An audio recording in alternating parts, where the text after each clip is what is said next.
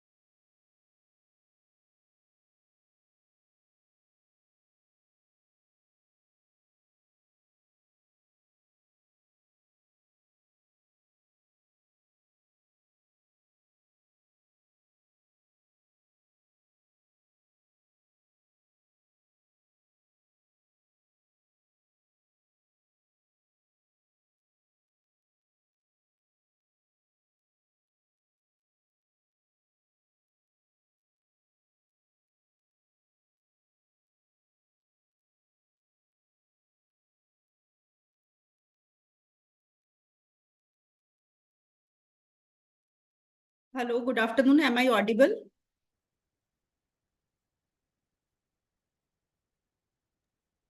Yes, madam, you are audible.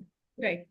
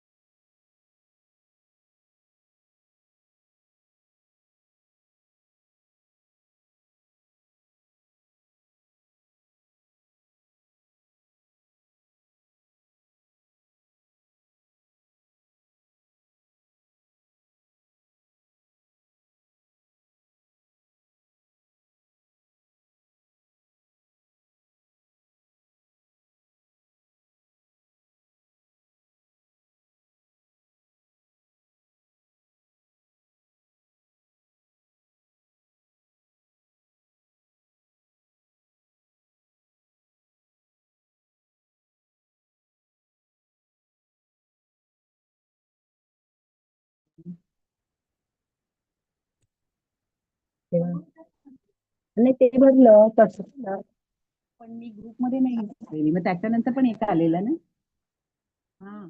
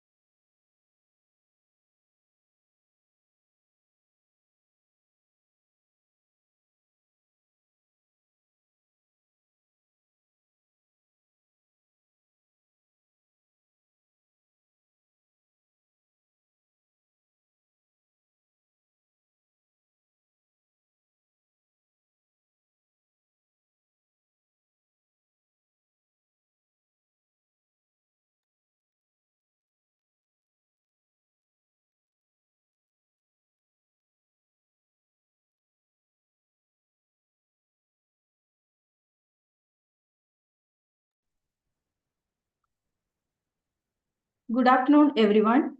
I am Ms. Divya KM, Associate Professor, MES College of Nursing. Welcome you all to the third day of the national webinar on transforming learning, embracing outcome-based education for future success. Without further delay, moving forward to our first session, that is on mapping graduate attributes to outcomes.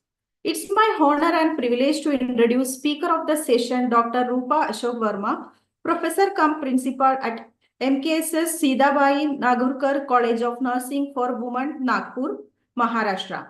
Madam has completed her graduation from Pandit Ravishankar Shukla University, Raipur, Chhattisgarh, and Masters in Childhood Nursing from Dr. MGR University, Chennai, Tamil Nadu, and PhD from Dattamege Institute of Medical Science, deemed to be University, Nagpur. Madam also hold a degree of MA in Sociology. Madam has more than 21 years of experience in nursing education and administration. Madam is editor-in-chief of various indexed nursing journals and has been awarded by various organizations for her contribution in the field of education. Madam is member of Board of Studies of MUHS for certificate and fellowship courses and State Secretary of Nursing Teachers Association of India, Maharashtra State Branch. Madam has has given her valuable and selfless service as Vice President TNAI Vidarbha branch from 2016 to 2022 and also Chairperson of Bylaws Committee at Nursing Scholars Society. Madam has been awarded with Best Nursing Teacher Award by Nursing Teachers Association of India in 2021 and Best Nursing Faculty awarded by EduVed Foundation on the occasion of International Nurses Day in 2023 and also received appreciation certificates for valuable contributions in different social and health related activities from renowned organizations. With extensive research experience, Madam has published more than 30 publications in various indexed journals, including Scopus Journal, and also resource person at various national and international seminars, workshops, conferences, and webinars. It's our privilege to have you as resource person for the session. I now request Madam to start the session. Over to you, ma'am. Thank you, Divya Madam, for such a warm and beautiful introduction. Good afternoon, everyone. Before I begin, I would like to thank and congratulate MES College of Nursing, the Honorable Principal Milind Kale sir and the entire staff for such a great initiative of taking this online faculty development program, which is 3 days, meticulously planned. All the subjects which are being taken is really of great importance for teachers as well as for all the nursing professionals. So I congratulate the entire team of MES College of Nursing, and I thank wholeheartedly for giving me this opportunity to present on the topic is like mapping graduate attributes with the program outcomes. Right, we can begin. Madam, I request you to kindly share the PPT. Yes.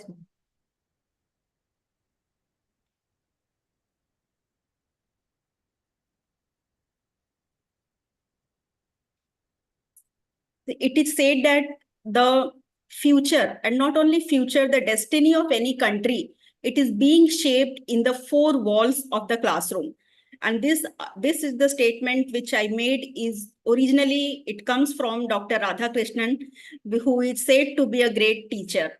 So before we start, we must understand the responsibility of teacher in shaping the destiny of the country or by shaping and grooming the young graduates, the young professionals, the youth of the country whom we are training and teaching. See, what is attributes, how it comes and what it really mean.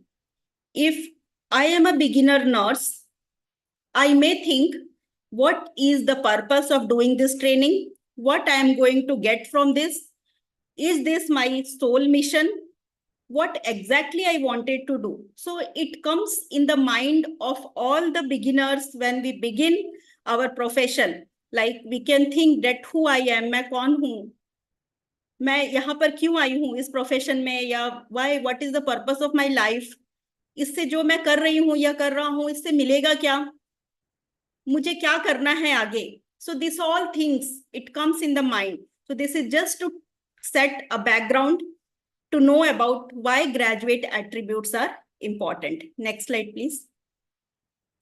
We are going to discuss how we can map. Mapping is nothing but matching, right?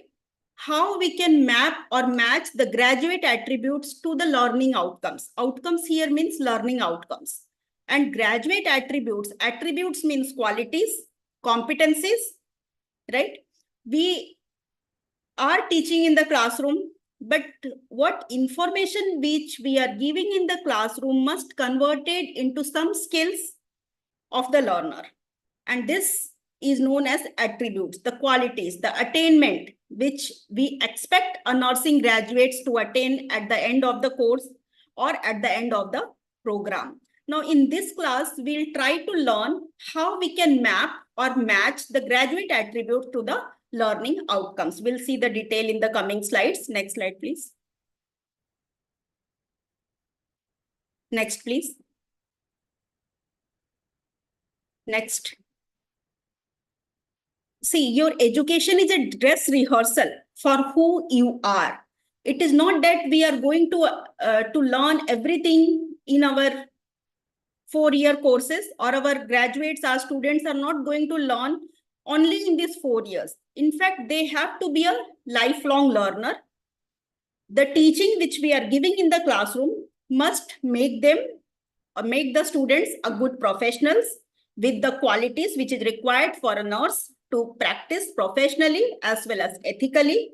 So this, how when we are doing it, we know that these are the graduate attributes. So if we know the graduate attributes, it is easier for the principal, teachers and coordinators to get or to plan the learning experiences so that these attributes can be attained at the end of the program. For example, suppose one of the graduate attributes is the nursing students or the nurse graduate must be able to lead the team, or he must be able to work in the team collaboratively as well as to lead the team as a team leader.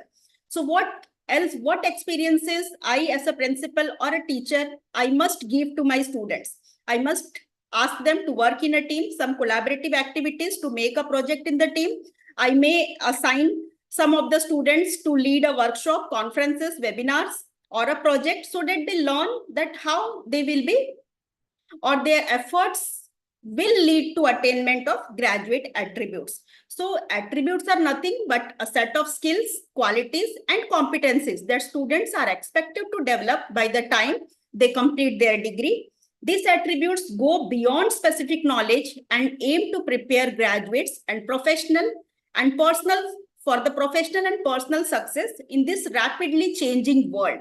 Why I am saying rapidly changing world? Because the information which I have today, it is getting changed even in 24 hours or even in the lesser time. So the advancement is vast, and the information which we are giving, if I say that if I am just going and teaching the student just in a lecture method, so I am just giving the information and I am just putting the information in their brain. But whether I am able to teach or to convert that information into imagination, to some creativity, to competencies, that is a bigger question. So we as a teachers, we need to understand the importance of skill development, of competency development. I will tell it with a small example. Suppose I am teaching CPR.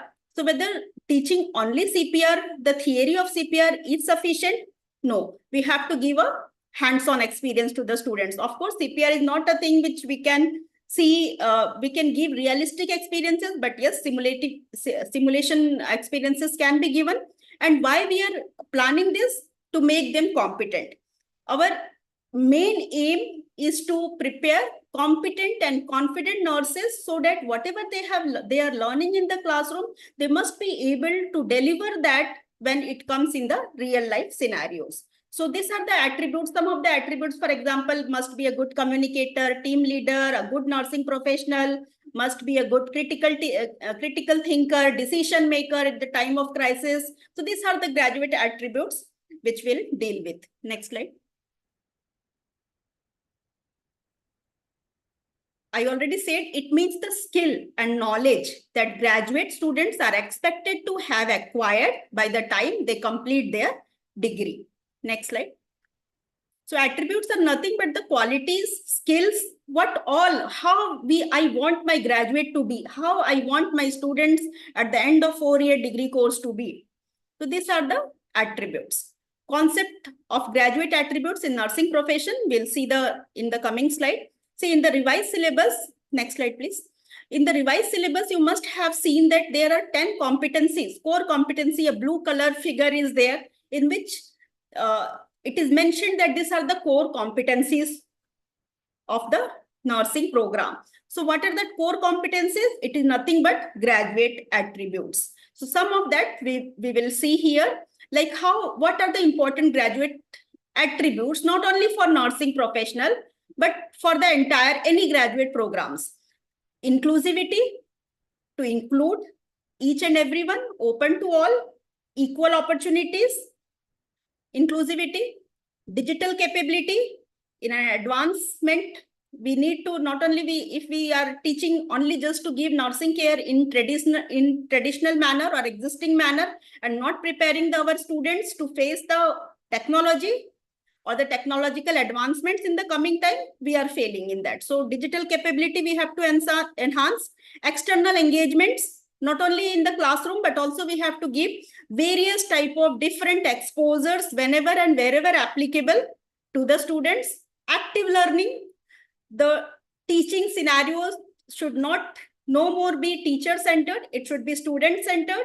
And the role of teacher, as a teacher, it has been changed to facilitator in learning. So we are not just to teach or direct that do this, do that. No, we have to do it with the student. We have to involve the students, whether it is planning of learning experiences or implementing of learning experiences. Even in evaluation, we are taking the feedback, we are asking for the satisfaction surveys. What all are these? These are evaluating the students also in evaluation, involving the students also in the process of evaluation. So professional skills to be developed, the student to be made socially and ethical responsible.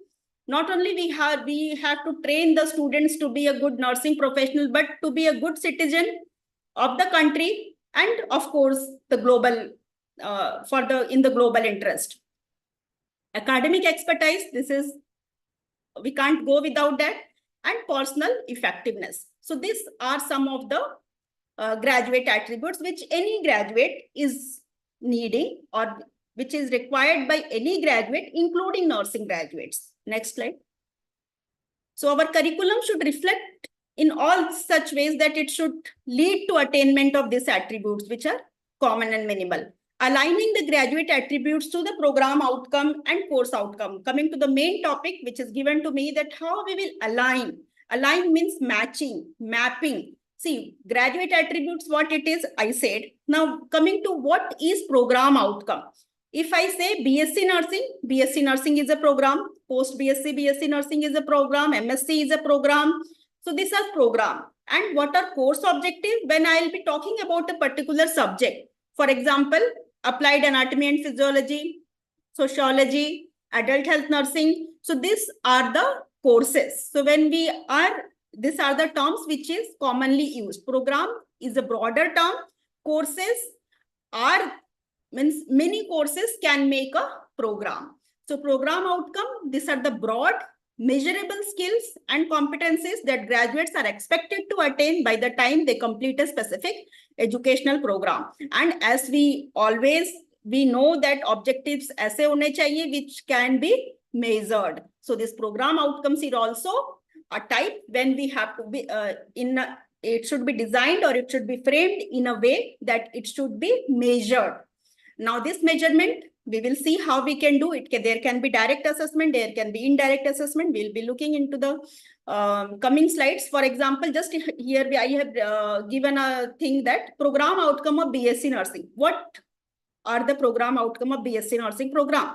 A nursing graduate should be able to demonstrate evidence-based practice, apply critical thinking in clinical decision making, provide patient-centered care, and uphold ethical and legal responsibilities in healthcare settings. So these are one of the program objective. Now we'll see how we can achieve that. So I think I'm making it clear. Program objective, it is a broader term. What a student is expected to achieve or attain at the end of entire program. If I talked about BSc Nursing, at the end of 4 years, my student should be able to comply with all these things which is written here or mentioned here, like he should demonstrate evidence-based practice, he must be a good critical thinker, he must be able to take decisions in clinical settings and real life settings, must be able to provide patient-centered care, and the practice, it should be based on ethics. So these are the attributes. Next.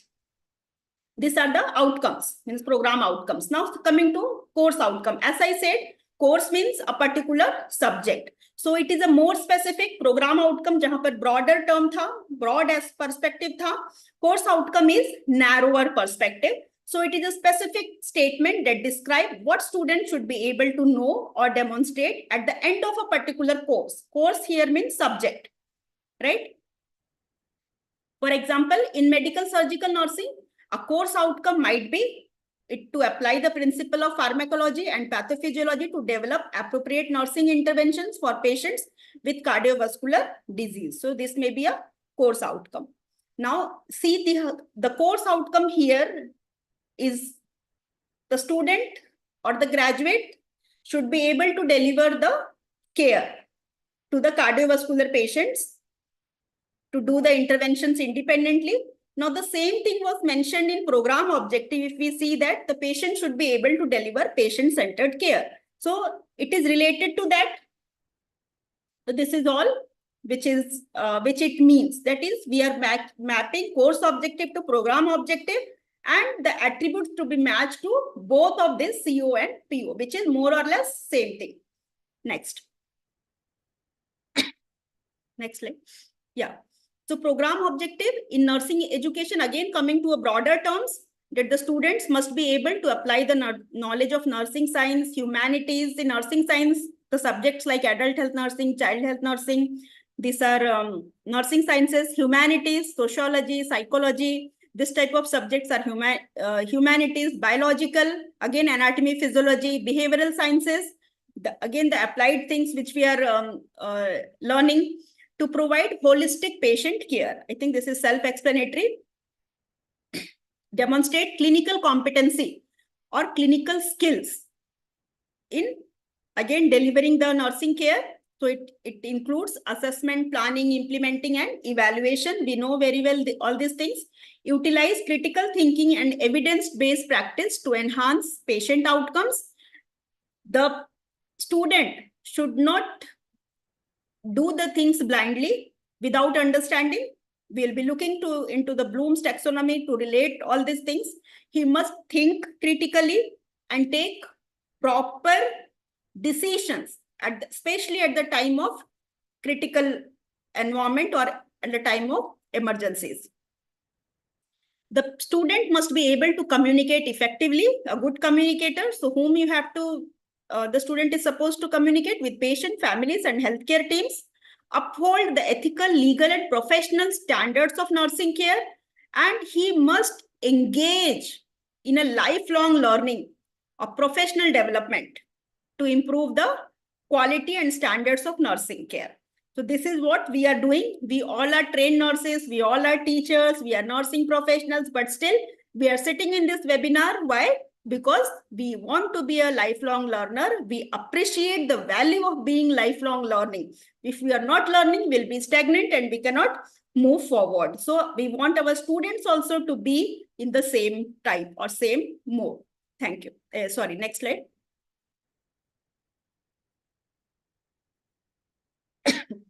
Next slide, please. Right. So example of course outcomes in nursing course. For example, the earlier slide was, this is just, I am giving the example to make you understand what exactly is program objective and course objective. So in the previous slide, we have seen what are the program objective. Now suppose what are course objective. I said for every subject, course objectives are different. But at a broader term, all the course objectives will lead to attainment of program objective, and graduate attributes will also be related to program objectives and course objective both. At the end of this course, the student should be, for example, this is for fundamental of nursing. Explain the basic principles and theories of nursing care. That is, student must be at the end of fundamental of nursing exam, or when he completed all the assignments and everything, all the requirements of this subject, fundamental of nursing, the student must be able to explain the basic principles of theories of nursing care, demonstrate proper infection control and safety measure in clinical setting, perform essential skills such as vital sign assessment, medication administration, wound care, etc. Document patient care accurately and professionally, and to apply the critical thinking to assess and respond to the patient needs effectively. So these are the course outcome of fundamental of nursing. And if you can recall the program objective, there we were, the word was the student must be able to give patient-centered care effectively, must think judiciously, a critical thinker, and must be able to practice based on the evidences. So again, this you can relate. Next slide. Next, please. So all the program objective and course objective, these are related to each other. The only thing we have to understand how we can match it or relate it. Next, please. Yes. Again, this slide shows, at the coming few slides will show how we can match it, how we can align, and the role, our role also, what can be done as a teacher. So graduate attributes and INC core competencies. INC core competencies, I'm talking about again that if you, just to make you, it's easier for you to understand, the blue color round diagram, which is in the figure, which is in the INC syllabus. Here, there it is written as core competencies, and we are talking about graduate attributes. There is no difference in that, both are same. So graduate attributes, if I say that disciplinary knowledge, right? Disciplinary knowledge, knowledge about the discipline. What discipline here? Nursing. And what are the INC core competencies?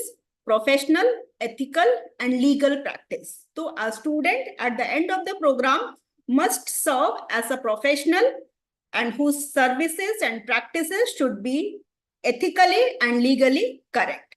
For example, in a clinical practical, students develop and implement a care plan for a patient with complex health needs, demonstrating the application of nursing theories and current research findings. This is exactly which we learned in that at the end of the foundation course. The student must be able to give care, to provide care to the patients independently. Again, involving all that, if you remember about the nursing process, like assessment, planning, implementation, evaluation, all the phases, right? So this is how PO1, knowledge and skills. Here both are applied. PO1 of knowledge and skills, that is, the student must have knowledge about the discipline and the skill to practice it, right? Program objective, knowledge and skills needed to practice nursing. Course objective, apply theoretical framework and evidence-based research to clinical practice. अभी हमने जो first CO देखा था, foundation of nursing में, it was to apply theoretical framework and evidence-based research to clinical practice. So this is how, this is just an example, will be coming to more like this. I think I'm making it clear that to attain the graduate attributes, that is well versed with the discipline, at the end, the student must know about nursing, must be able to know the basic principles and the core competencies to be a nursing professional, that the practice should be based on the ethical and legal correctness, or with the student must practice with legally and ethically correct principles. Next slide. Right. Here again, हमने पढ़ा था, and we have seen that the student must be good in critical thinking, must be a critical thinker, a problem solver, a decision maker, right? So graduate attributes, if I say critical thinking and problem solving, INC core competencies, it is mentioned there, clinical decision making and critical thinking. Both are same. These are not the different things. So the example which, for you to make it clear, in a clinical simulation, student assess a patient case, identify the problems, and implement appropriate intervention based on the current evidence, right? So what was our program objective? Planning and problem solving abilities. A student must be able to find the problem and not to find the problem, but then not to focus on problem, focus on solution by finding the correct solution. So planning and problem solving abilities, application of evidence-based practice, patient care scenarios. Now, I think everyone knows about evidence-based practice. Madam, please mute. Yes.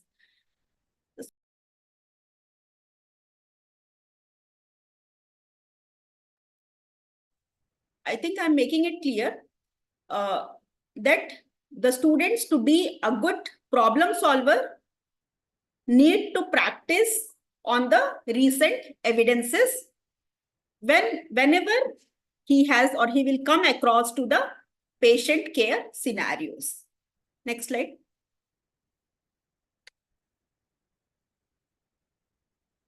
Graduate attributes, like a student must be a good communicator, and it is equally applicable for all the graduates, including nursing graduates. And INC also says that at the end of the program, student must develop effective communication and interpersonal skills.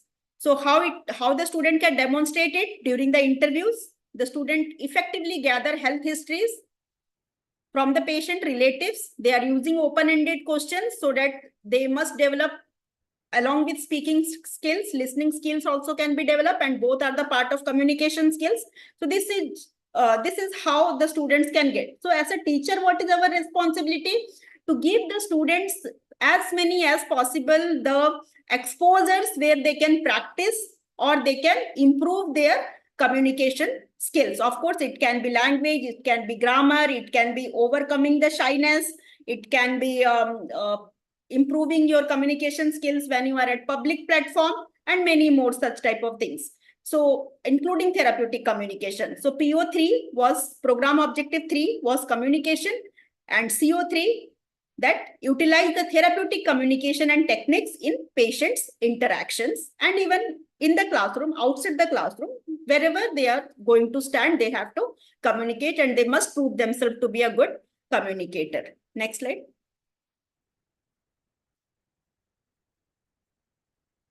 Teamwork and leadership, I already explained. Teamwork, not only as a team leader, but also ability to work in the team, that is collaboration.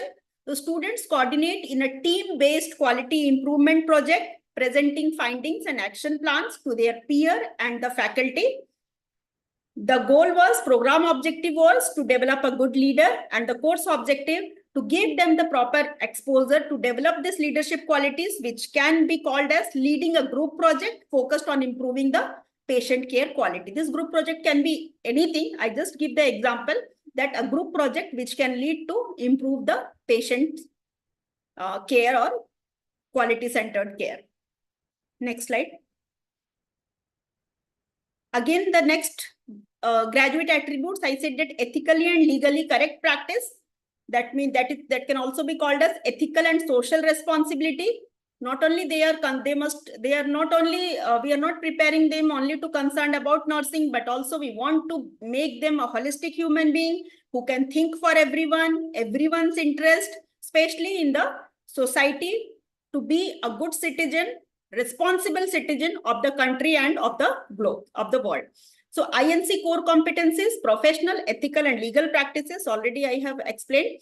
The example which is suiting here is, in written assignments, students evaluate case studies involving ethical conflicts and the purpose justified resolution. So you can give a written assignment in which students have to do a case study where they have to mention that what ethical conflicts or dilemma they faced and how they overcome.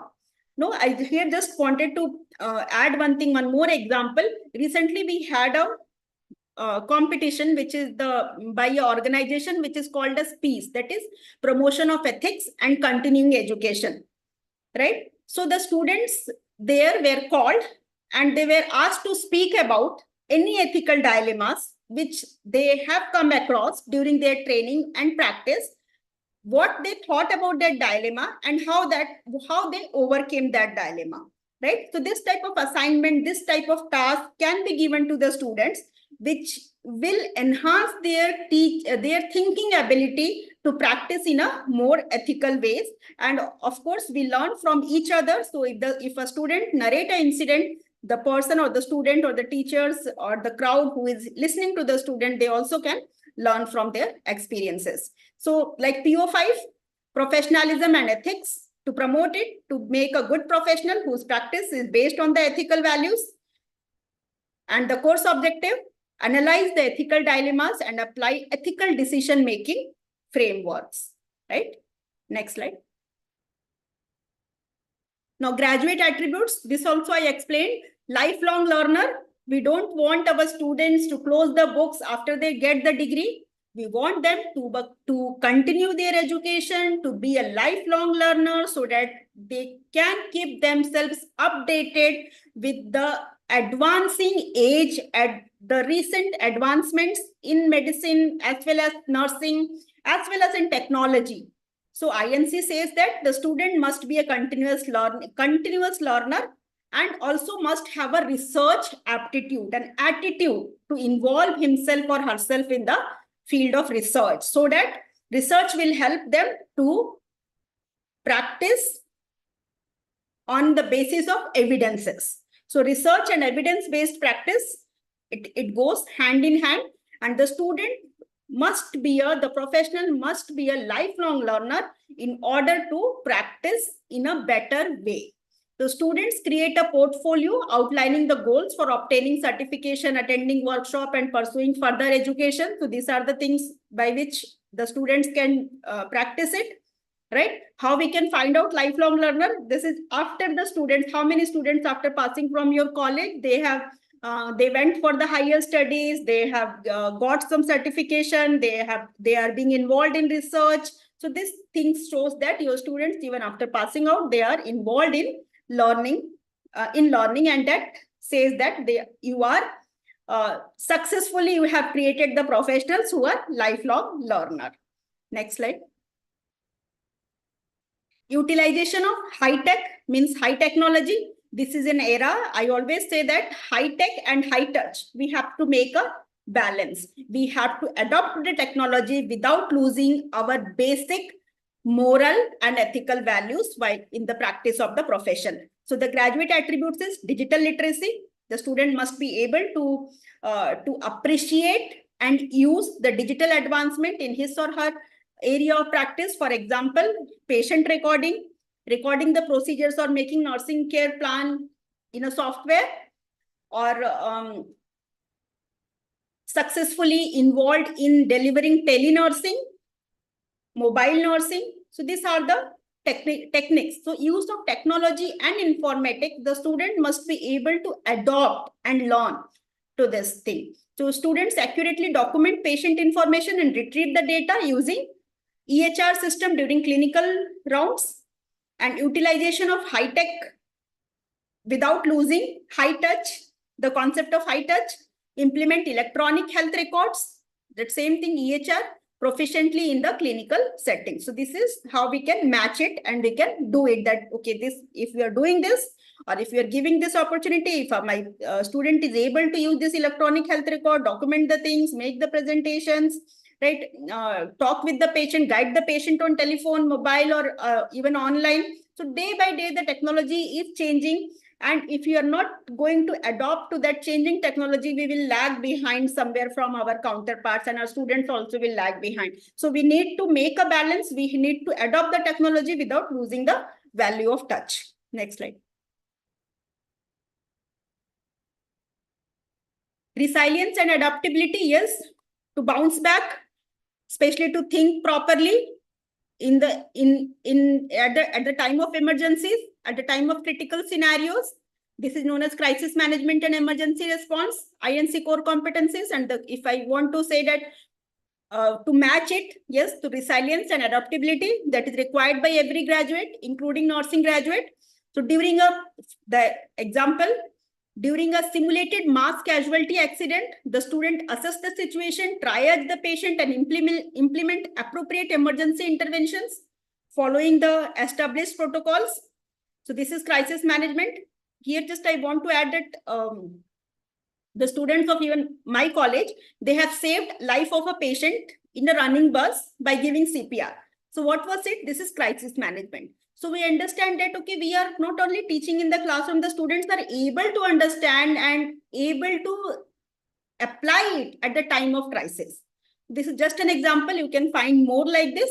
So this shows that students are ready, or graduates are ready to manage crisis at any type of crisis, even at any type of pandemics, and so on. So the program objective was skill in crisis management. Now, as I said, CPR, we cannot teach them on live on a patient. So we can take help of the simulators or in the laboratories, even by enacting, or with the help of AR, VR, that is augmented reality, virtual realities. Scenarios can be created virtually, and the students can practice in that. Which course objective which we are going to achieve by doing all this? To that, the students or the graduate will demonstrate proficiency in emergency protocols and crisis management strategies. Next slide. Right.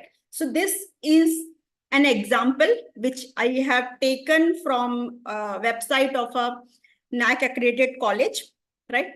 Here they have shown that how to match COPO with your attributes, right? For example, PO1, right? That the student must be able to say that knowledge and skills developed required for the practice of nursing, right? So TR means targeted. My targeted was to achieve all 2% or that score of 2, and the score which is attained by the student, it is 1.9. So if I find it in the percentage, this is 95%, right? Simply in the similar way, PO2, PO3, PO4, 5 and 6, right? So these are my 6 program objective, and this way we can relate that targeted kitna tha and attained kitna hua. How much was targeted, how much is attained, and what is the gap? So jo gap hai, how you can fulfill it. For example, see PO2 speaks about to be a good communicator. My target was 2.0. I have achieved 1.9, right? So how I can fill the gap of this 0.1%, right? So we can ask the student, involve the student to more expose the student to the scenarios where they have to utilize their communication skills more effectively. They can groom themselves. And in the same way, suppose PO5, it says that the student must be able to apply evidence-based practice. So whether the students are doing this, yes, they are doing, but how much the attainment? So attainment, if it is more than 10% lacking. So what we can do, we can give them some group projects, we can arrange some extra classes, we can arrange some clinical, practical hands-on training for them. So in this way, you can use it. But how we have to assess, I am going to tell you in the further slides. But the direct assessments, as we, if we are concerned with the state universities like MES, we cannot find that if there are 15 questions came, for example, suppose in fundamental of nursing. The first question was leading to whether the student can recall everything which he has, which they have learned in the classroom. The second was related to their attitude or type. The third was an applied question. So we as a college under the state universities, we are not getting the final, I can say, we cannot get the final assessment, right? हमारे पास paper नहीं होते student के that how which question they have adopted, which question they have left, in which question they have scored how much. But the same thing, it can be done in the deemed universities where they have access to the papers, final papers of the students. Of course, we can do it with the the state, in the colleges and the state universities can do it based on their internal exams. But the end term exam, we are not having the access to that. So more or less, somewhere or other, I don't know how much we can do the justification with this, with the internal exams, right? I think I'm making it clear. So the low attainment, the gap, which I said, my target was 2.0, I have got 1.9. Now what to do about this low attainment or filling the gap, we'll see in the next slide. Next, please.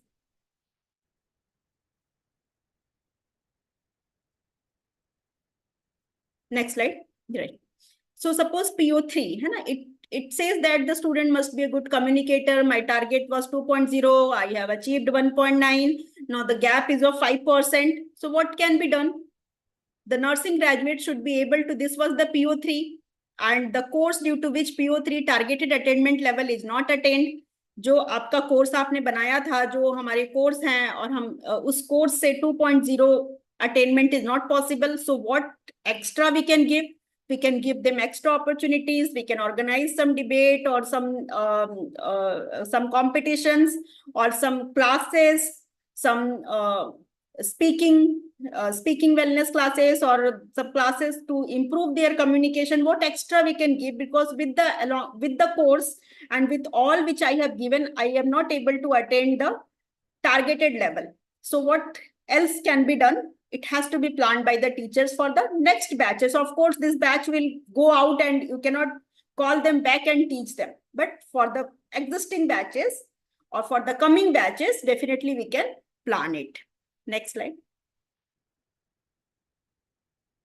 Right. This is again the same type of example like nutrition biochemistry. I have not attained 100% and we have attained, suppose this is just an example, we have attained 93.69% of the targeted goal. So what can be done? Remedial classes can be there, written assignments are there.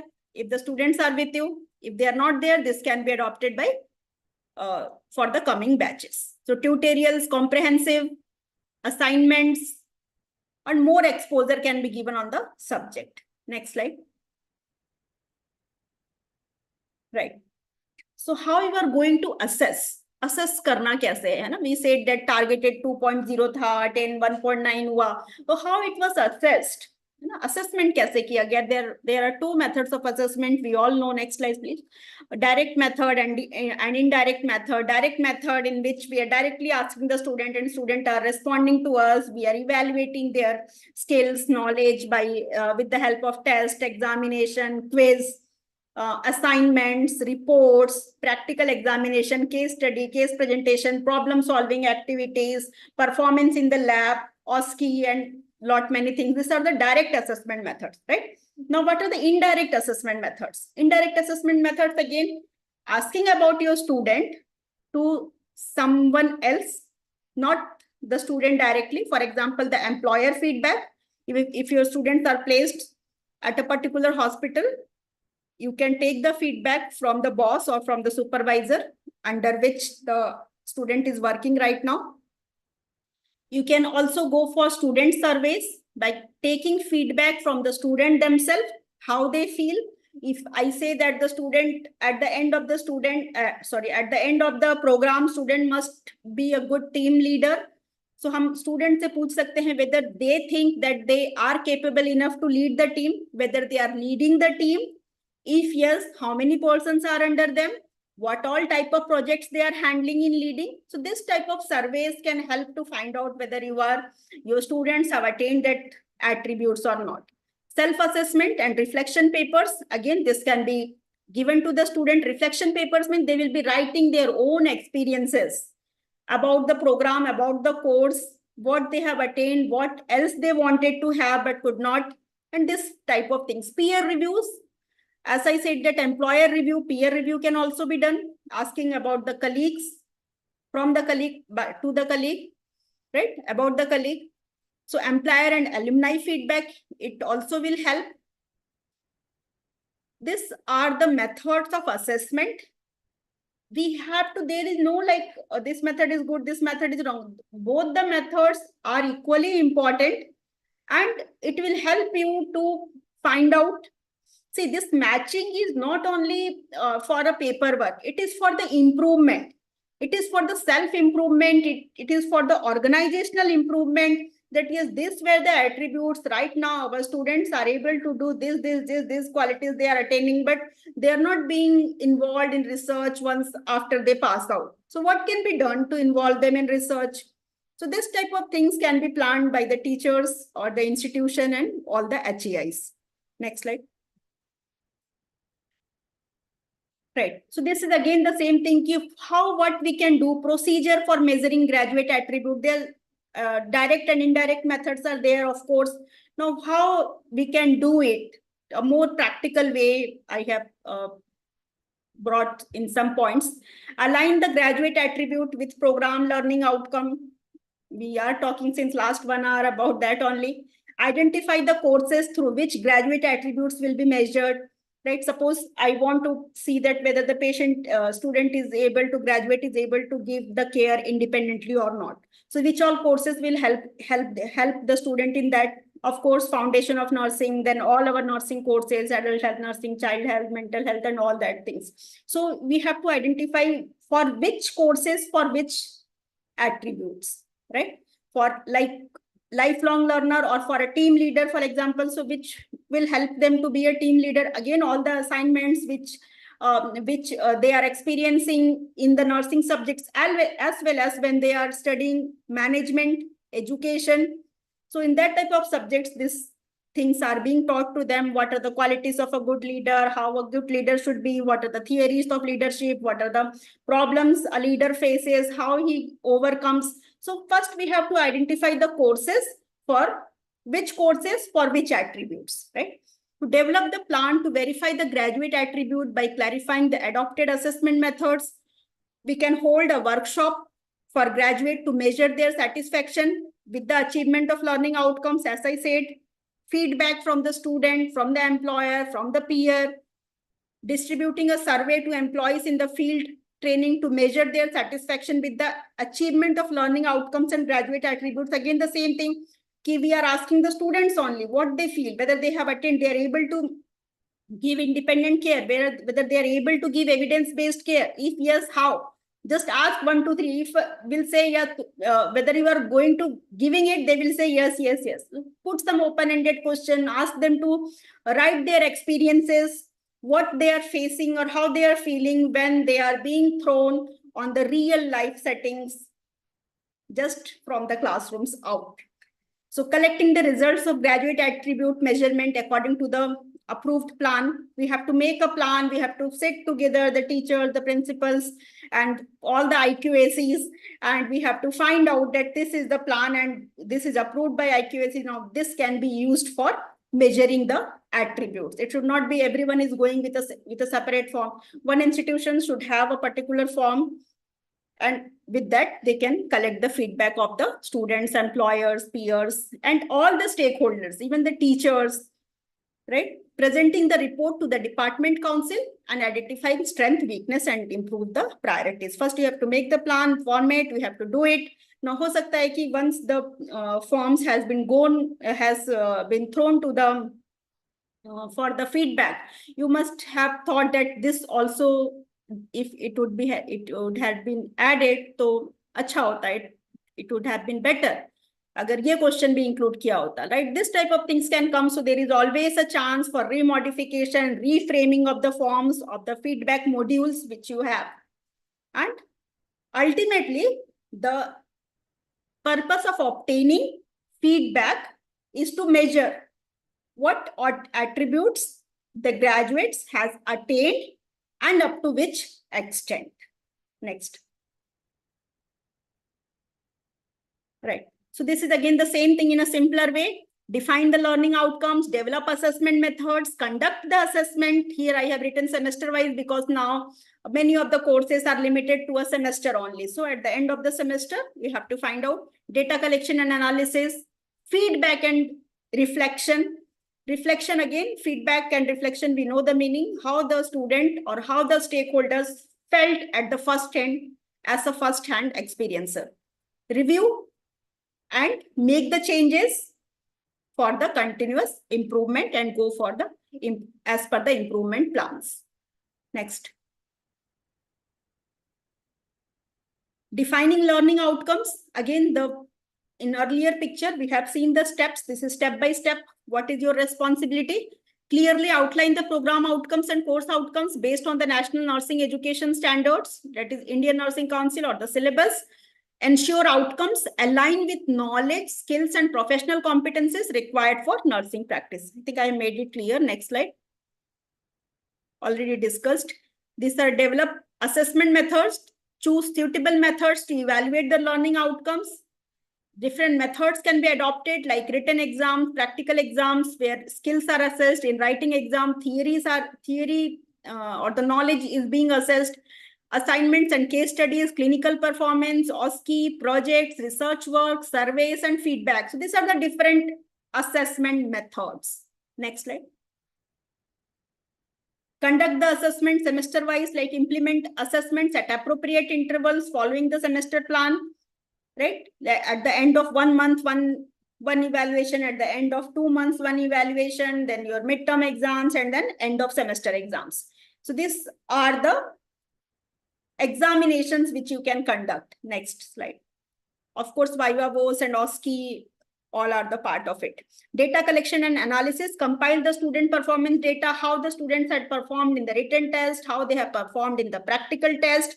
All the data you have to collect, and you have to assess that how many students done well. Maybe in some case it may be observed that the students have done wonderful in theory papers, but when it comes to practical, they are not being that good. So there is always some scope for improvement. Based on your data, you can plan for next step or higher goals. Next slide.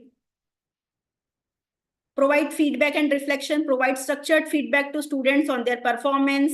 We have to, not only the analysis and data which you have collected, it is not only for you, students also should be told, and their feedback should also be taken about how the learning experiences can be improved in the implementation of curriculum. Next slide. Next, please. Right. Review and continuous improvement. Already I have said. Next slide. I think we can skip. Graduate attributes. Now, अभी तक हमने पढ़ा what all are the graduate attributes. Now, I will link the graduate attributes with the Bloom's taxonomy. Next. Bloom's taxonomy, everyone is aware about it. This is the pyramid shape model, we can say. But I'm sure that you must be knowing that now the noun form has been changed to verb form, right? Like earlier, it was said that the lowest level is just giving information, that is knowledge. Above that is comprehension, application, analysis, synthesis, and evaluation, right? Now, what happened? This noun has been changed to verb. Why? Again, the same thing, because we don't want our students to be only equipped with knowledge, but at the same time, we want them to be skillful, and whatever they are learning, they must be able to use it in the real life settings to recreate their the learning into practice, right? So the knowledge has been changed. The word knowledge has been changed to remember. Remember means when we are just teaching the students like anatomy and physiology, the name of bones, the students has just to remember it, right? Understand, the places where the students need to understand the concept, right? For example, any nursing procedure, apart from giving information, the student wants to understand or has to understand the concept of it, why it is required. And in the real life situation, the student must be learn to apply that knowledge. Whatever procedure he has learned in the fundamental of nursing lab, he must be able to do it when he goes to hospital side or bedside.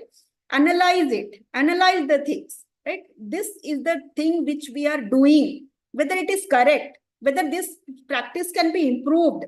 This is nothing but critical thinking, analysis of what they are doing, right? Earlier, synthesis was below and evaluation was above, right? आप पहले कुछ बना लीजिए, do some innovation and then evaluate. Now this has been changed. The top, at the apex, it is creation or innovation, right? If it is in more simpler ways, I want to explain you. You can remember it by 5 eyes, and this 5 eyes has been it is mentioned by Shri Abdul Kalam ji, right? And what he says that a teacher, when he goes to classroom and stand in front of the student, the teacher is giving information, right?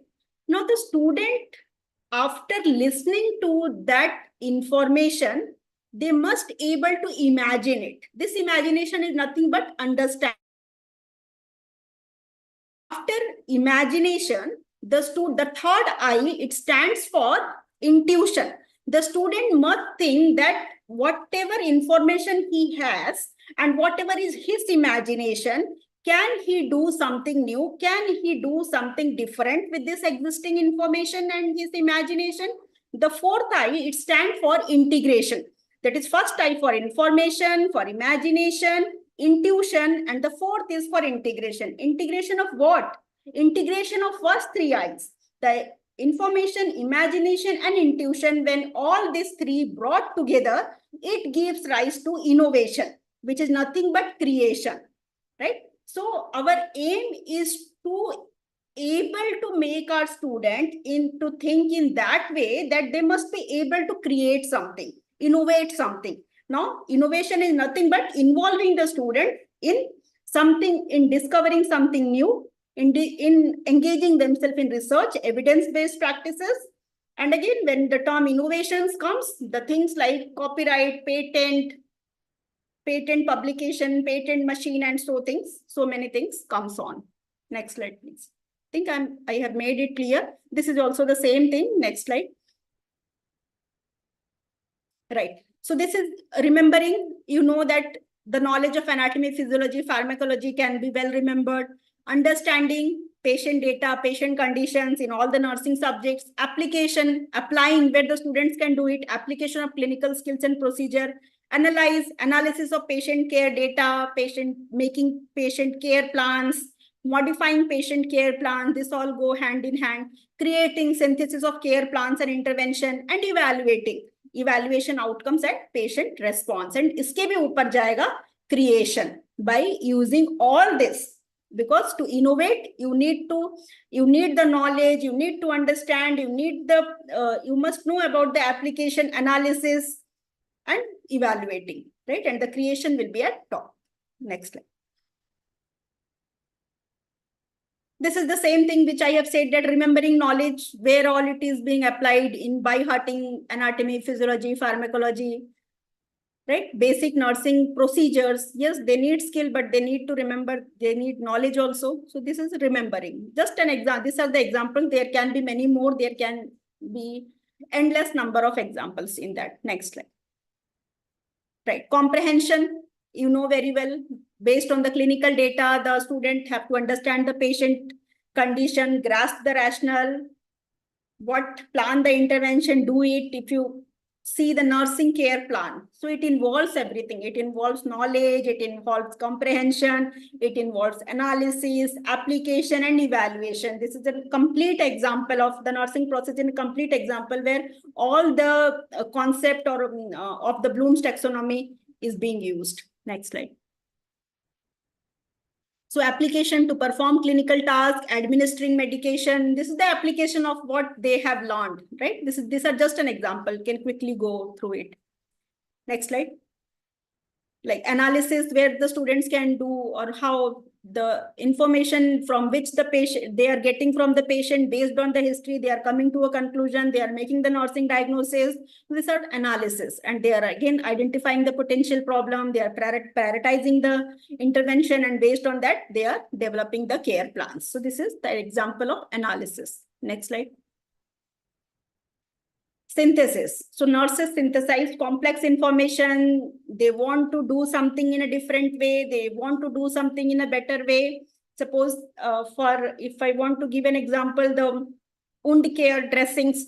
Suppose we want to do some experiment with some new medicine or some traditional method which can lead to earlier wound healing. So this can be done. This can be based on the evidences with proper method. This can be tested. So that will lead to creation, making a machine which is able to take the TPR more effectively, involving yourself with some engineering staff and technocrat to design a machine which can help the patient for easy mobility. This is also a creation. So the complex things you want to make easier, the things you want to make better, you have to go for synthesis by collaborating with health team members as well as outside the health team members, professionals. Evaluation, again, outcome of care, monitor the response for care plans. This is self-explanatory. Next. This is one of the study that is sparking nurses' creativity, roles of ambidextrous leadership and psychological safety, right? Here, the study explores the impact of ambidextrous leadership on nurses' creativity. Now, what does the term means, ambidextrous? It means a leader who is exploratory as well as exploitative, right? Means the leader is involved himself, even himself, in doing something good, to explore something, and he is involving the person who are working under him or her in such a way that the employees or the subordinates may sometimes feel exploitative, right? So whether it is good for their psychological safety, but yes, if leader is doing, he want to do something good, others are also has been pulled into that experiment, and the leader has utilizing them, teaching them, making them to do something extra. But at the same time, the employees or subordinates, they may feel that it is harassment, it is increased workload, that they are not getting time for their personal things. In other college, the students or the faculty are involved only with academics.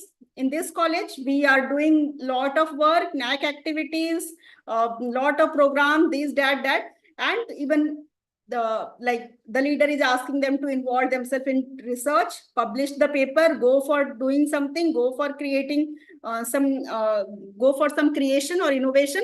So this type of things, a study has been, it was there, and it highlights the need for healthcare policies that support ambidextrous leadership and promote psychological safety in the nursing. So we have to make a balance. Leader should also understand, and employees should also understand how to go with that. This is just a study which is not directly related to the graduate mapping, but since most of the teachers are here, just I wanted to put a picture of ambidextrous leadership. In the same way, if the teacher is ambitious, he will ask students to do something extra. Now, whether it is going to harm the students, no. But students may sometimes feel that they are being pulled into something which is not required. So what a leader has to do, they has to make the students as well as teachers understand the importance of these things in current scenarios. Next slide. Core competencies requirement in nursing profession. Again, this is the same thing. Core competencies, जहां से हमने शुरू किया था, हम वहीं आ गए हैं. Evidence based practice, professionalism, informatics, and patient center. Here, these are the four. There are 10 total. 10 competencies are there. Next slide. The others are communicator, leader, critical thinker, decision maker. Right. So this was the end of my session. I think I am on time. Again, I want to say that graduate attributes, it is not something which we are going to attain in a day. एक दिन में सारे graduate attributes attain नहीं हो सकते. The course outcome has been planned in such, the program outcome is planned in such a way that after 4 years, at the end of the program, what the students want to achieve or what qualities the students must have, right? As a teacher, as a principal, as an administrator of HEIs, it's our responsibility to see that what extra which we can give apart from what has been planned in the syllabus to make them attain the attributes as much as possible. So this is all from my side. And if any questions are there, I'll be most happy to answer. And once again, I thank the principal and management of MES College of Nursing for giving me the opportunity to present these things. Though I am also not an expert in mapping it, I am also learning, and what I have learned, I have explained. Any suggestion, comments, questions are most welcome. Thank you.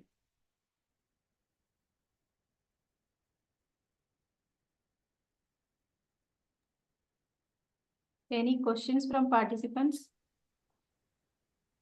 Ma'am, actually, just I wanted to add my opinion to Madam presentation. Madam has come up with very good mapping, but I think there is two guidelines released during NEP. One is Washington Accord and NBA.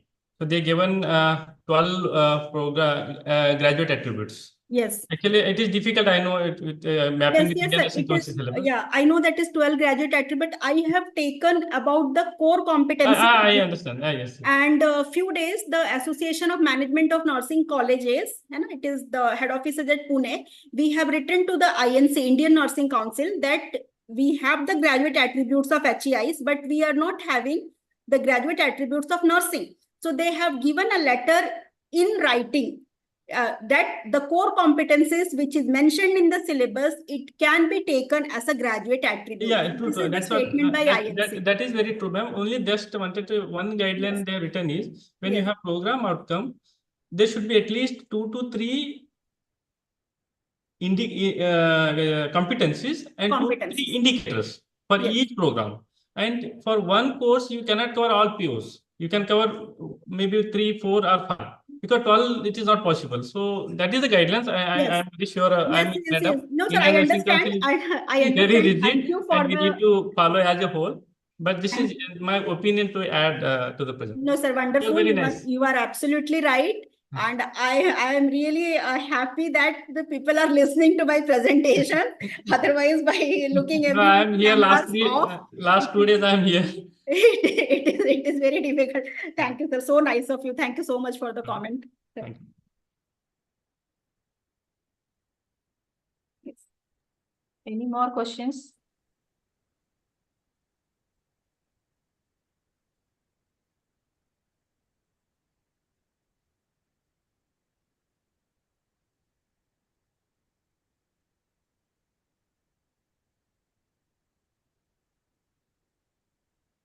This is the thing I think which we can learn more and more we do. जब तक हम involved नहीं होंगे तो it's very difficult, as sir said. So, and we not only have to think only from nursing point of view, we are leading higher education institutes. So from higher education institution point of view also to be given priority, as sir said that we have 10 core competencies and they have said, but in fact, the graduate attributes are 12. I totally agree with that. Thank you, ma'am. Thank you, ma'am, for briefing the graduate attributes and INC core competencies and method of various assessment. Definitely, the session will be beneficial for our nurse educators to understand the graduate attributes and steps to achieve it by mapping the COs and POs and measuring the graduate outcomes. Thank you, ma'am, for the informative session.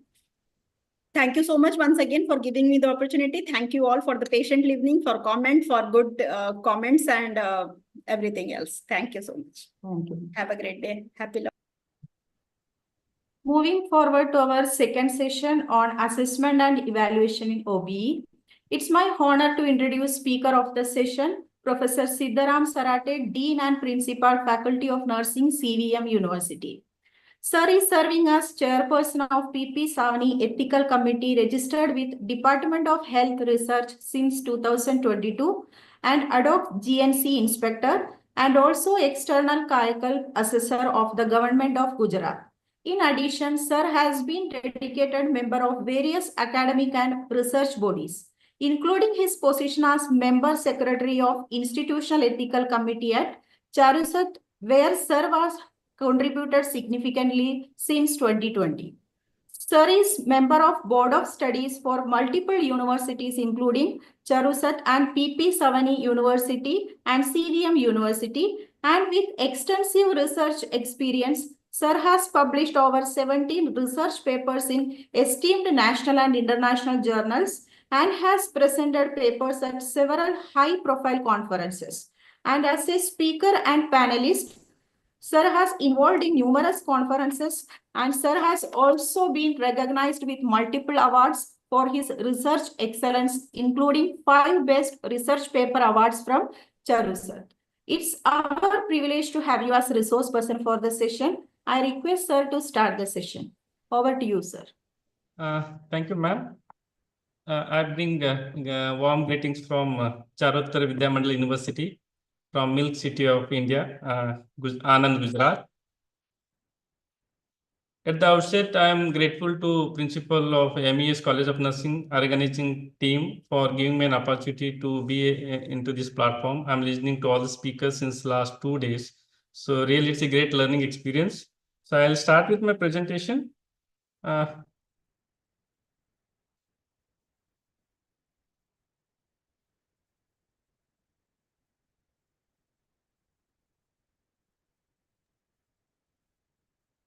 I hope my PPT is visible. Yes, sir. I'm audible, right? I hope all are awake and they are attentive to my presentation. So I'll take up your queries at the end of my presentation. So for me, the topic is assessment and evaluation. So the content which I have taken from various guidelines, some textbooks released by Joshua Ernest from NTTR Bhopal, and from a few from websites. And pictures I use in some places is just for making my presentation attractive. And you can get more information from any other website, because to time constraint, I restricted my content to few points. And I acknowledge my colleague Asta Desai and Shani Thomas for helping me in preparing content and PPT. So the overview of my presentation would be like basic terms I will discuss: concept of measurement, assessment, and evaluation, program evaluation, and some models and challenges. And we'll see how we can make a better evaluation system. What is program? A range of learning experience offered to the students in formal manner over a period of 1 to 4 years. It can be called certificate program, diploma, degree. So if it is of 12 months or of 18 months, you call it certification. 3 years, it is degree, and if 4 years. In nursing, it is degree. In 3 years, some other programs, they give degree. And has definite learning outcome that must be attained for the award of specific certificate diploma degree. It is the definition from NAC. And what is course? Earlier we used to use as subject. Now no more we use as a subject. We call as a course. That means usually covers an individual subject, individual course of study that make up the scheme of study or a program. What is curriculum? So it is a combination of all the shall be taught in an education context along with set of predefined approaches, delivery methods, assessment criteria, teaching material, teachers. That means the whole syllabus, everything will be given clearly. What approaches you use for teaching, how you deliver the lecture sessions, how we do the assessment, and what are the teaching materials used, and what the teachers should be qualified. So that all in totality we call as a curriculum. Now the point is, I wish everybody should be attentive. What is the difference in assessment and evaluation? Can anybody say me what is the difference in assessment and evaluation? I'll be happy to listen to you, because it should be more interactive. Anybody? What is the difference between assessment and evaluation? My PPT is already there in front of you, so you can jot on few points. Anybody?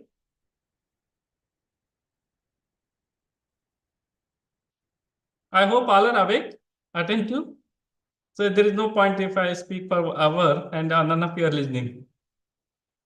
Evaluation is value, sir. Okay, ma'am. Evaluation is value. And assessment is? And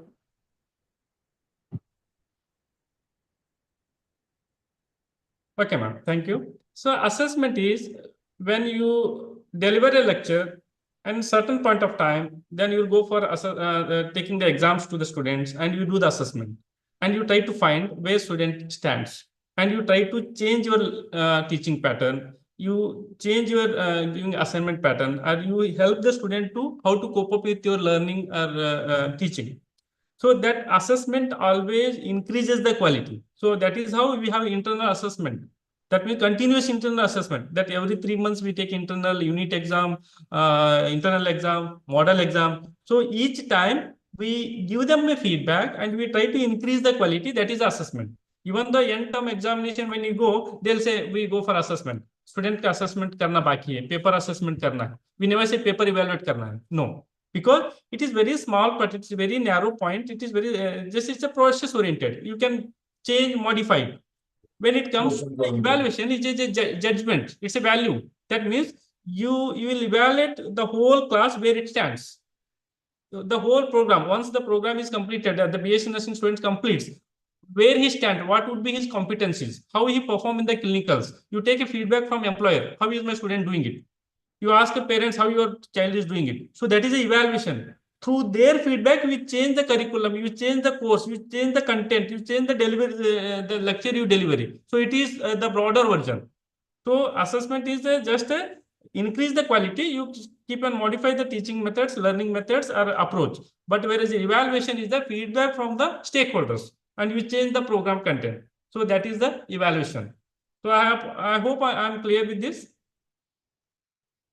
So with that, we have a measurement. So what measurement you adopt to judge the need of improvement in the assessment and need of improvement in the your quality. So you have a certain feedback forms, certain patterns. So that measurement, tool is called a measurement. How you say the student is first class, how you say he's the rank, how you say my student's competence is good. So there will be some measurement tool. There should be a feedback forms.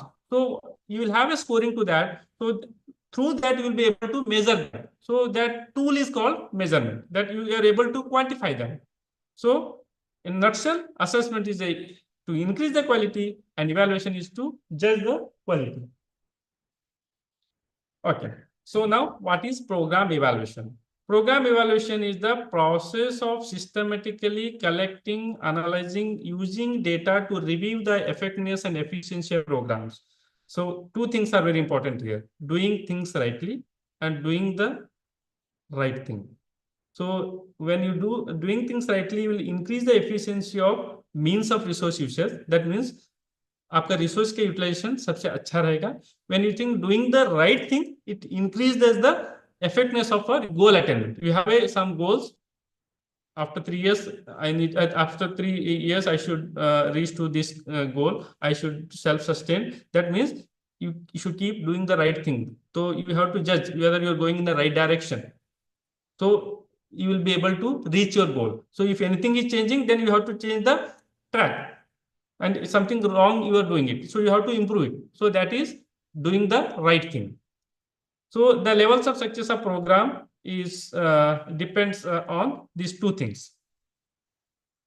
Now the objectives of evaluation. So there are 3 objectives. One is to provide the information on degree to which the program or action conforms the expectation and requirement. For any program, any the graduates, we expect at the end of this program where students stand. We have an expectation. Once the BS nursing students complete, GNM nurse comes out, we have an expectation she should independently, clinically, she should have a high competition to work with the all the different scenarios in the clinical settings. In BS nursing also we have certain expectation. In masters we have an expectation she should be independent teacher. So whether they are meeting that expectation requirement, you have to check it. Facilitate the detection of program flaws and creation of corresponding solution. So there might be chances of program flaws. There may be some errors. There should maybe gaps. We keep on hearing there is always gap in theory and practice. So we try to fill that gap through lot many new approaches. For example, as augmented learning, virtual learning, simulation. So because we are not able to give student exposure, all exposure in the clinical settings. Sometimes we are not able to get the patients where we need to teach. All kind of. So we can create such scenario in the simulation lab, so we can teach them so that gap can be reduced. So you need to see the program flaws also. And to examine the result of procedures and actions in order to decide a future action that is continuing, terminating, and altering the programs. So what should be a focus of our evaluation? One is audience. You have to see what you are going to evaluate and whom you are going to evaluate. See, when you have a checklist for student, your evaluation system will be different. When you have a checklist for employer, so where students are completed and they're working, you need to take a feedback. Your checklist will be different. Your performance will be different. If you want to talk to the, if you take a feedback from parents, it will be different. You want to take feedback from the alumni, it should be different because we have different surveys for the evaluation. So you need to see whom you are targeting for the evaluation. And this all aspects are important for one program evaluation. You need to have evaluation for the students, alumni, parents, employer, and even your own faculties, peers. And purpose. Provide an answer to the question why evaluation being conducted. Is really the evaluation is required? It is just not namesake for NAAC accreditation or any other accreditation. It is for the improvement of the quality. And you need to understand what flaws you are going to diagnose and what remedial measures you are going to take. That purpose should be very well defined. Next is the question.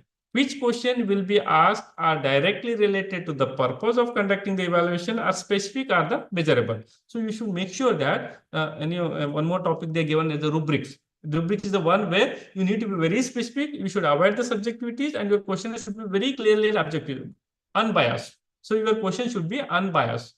So it should be directly related to the purpose, not beating around the bush. Next is the scope.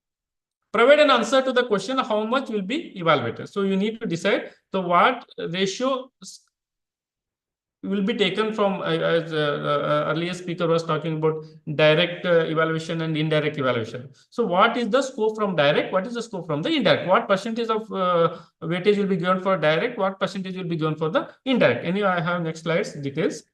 Resources needed to conduct the evaluation, input time, when to conduct this evaluation, expertise, personal, material, equipments, facilities. So it is, everything should be well defined prior to the evaluation. Certain general program evaluation process, that planning, identify the purpose. You have to make sure why you are taking this evaluation. Identify stakeholder from whom you want to evaluate, whether from parents, alumni, employer, students, or peers. Identify resource of the program. How you want to assess, what resources you need it. If you want to get it from alumni, so you can be touched with through emails. You may need certain technical assistance support. You may need to visit certain places to assemble them and take the feedback. Stakeholders, you may write to letters to your hospitals where your students are absorbed and take the feedback how they're performing. So you need to understand what are the resources you need for them. Understanding program design, describe the goals and outcomes of the program. Identify programmatic activities, connect with the goal of the program with activities, then outcome. So that means every program has an outcome. Every program will have the expectation. So what is expected? And understand the design, and same thing should be there in the evaluation system, whether they attained or practicing or not. That you have to check it. Design the evaluation plan. Determine the scope of evaluation. So as I said, weightage to be given. Find and develop the measures to collect the data and write the evaluation plan. So how to conduct the evaluation? So gather the data, analysis and data report to concerned stakeholders. Revise the program and evaluation plan for continuous improvement. So you have to take a data, analyze, and wherever you feel there is a gap, you need to improve it. Even sometimes you may need to improve the evaluation plan, or sometimes you need to improve your teaching learning methodology approaches, whichever is possible. Coming to the program evaluation strategies. So what is program evaluation strategies? So there are three components. One is program objectives, one is program implementation, one program outcomes. So program objectives covers two things. One is, that is program objectives and course objectives. It goes through program objectives, POs. It, as earlier Madam said, and even Washington Accord says, there is 12 graduate attributes or 12 program outcomes. Each program outcomes, when you define, you need to pick few words from the program outcomes and develop the competencies, 2 to 3 competencies. Each competency, you should have at least 2 to 3 indicators. For example, first, the objectives, program objectives, you have the apply basic principles of nursing in caring the sick and healthy persons, and knowledge and culturally appropriate adaptation to the standards of ethical values. That means, what are the components we have in this program objective? There are 3 components. One is basic nursing science. Second thing what we have is, second we have is a knowledge, and third we have is a ethical values. That means 3 competencies you are checking in one program outcomes. I hope I'm very clear. There are three components. One is apply the basic principles of nursing science. That is a one component. Second component is with the sound knowledge. That is the second component. Third component is which is culturally appropriate by adopting nursing standards. That means culturally ethical values. So 3 competencies you got. For each competency, how to check the indicators for nursing science, whether students is able to perform the procedures appropriately as per the standard. So that means that is one indicator. You can have certain procedures. Second thing is the sound knowledge. Sound knowledge, whether they have a rationale for each point which they're performing. That means they're showcasing the sound knowledge as per the requirement. Third is the culturally appropriate. That means ethical values, moral values. So each indicator, how you evaluate whether they're adopting these 3 competencies will have the 3 to 3 indicators. That is how it should be ideally defined. Program outcomes. So in that, there will be 2 to 3 competencies and 2 to 3 indicators. Thereafter, each course will have course objectives. Ideally, it should be not more than 6. If you have more than 6, it is difficult to do the mapping. Then each course will have a course delivery. How you deliver the course? As we have lesson plan. So whether you take assignment, you theory classes, PPT will have, Blackboard class, role plays you will have. So many way of delivering the course we have. So that course delivery you have to define it. Then we'll have the program outcome. That is finally outcome. So when you have course objectives and course delivery, there is a formative assessment. So you define the course outcome and you deliver the lecture, and each time you evaluate them through your internal assessment, assignments, other activities, and you try to improve your teaching, your and student learning through remedial measures where you find the gaps. So that is the formative assessment. It is just giving a feedback to the students each point of time how they are performing. That is what it is, a formative assessment. That is continuous assessment. Second is the summative exam. Summative exams will be at the end of your semester, you will taking the university exam. As government universities, very, very difficult to get an end semester question paper, because each question, how they scored, we have to have the values of the marks. So it is very difficult. But in state private universities, some universities may disclose to their particular internal faculties. So here we check the student performance, student feedback, faculty feedback, self-assessment, stakeholder surveys that can be done. I hope I am very clear about it. So course objectives, that program objectives, course delivery, and outcome. So this is about formative and summative. So formative assessment helps the student to learn and practice better. So when it be throughout the course, it can be done. Why it is done? To identify the gaps and improve the learning. So whether a teacher need to modify his delivery of the session, whether student need to adapt the new approach in the learning. Then how? The approaches that support the specific student need. So some in the classroom, 60 student classroom, everybody may not be able to meet the your teaching methods. Some may need extra attention, some may need just one spark, and you may need to give them some remedial measures to other students. So it will be easy for you to understand the each student need through formative assessment. In summative assessment, at the end of the instruction period, that means after your 6 months of your program, so semester, you are going to check where the student stands. So it is to collect the evidence, student knowledge, skill, and proficiency. That means in the overall period of time of the instructions, where student stands. And this exit learning products are cumulative assessment. This will be considered as a cumulative assessment, because you have taken already 2 to 3 internal assessment, unit exam, then you have given them some remedial measures are improved, then you will see where they stand after each semester. So that is called semester performance. So this is all about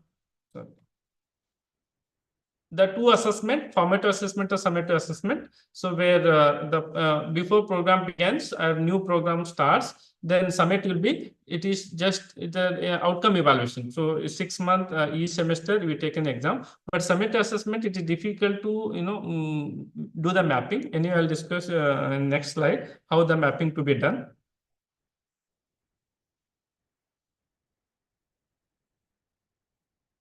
Okay.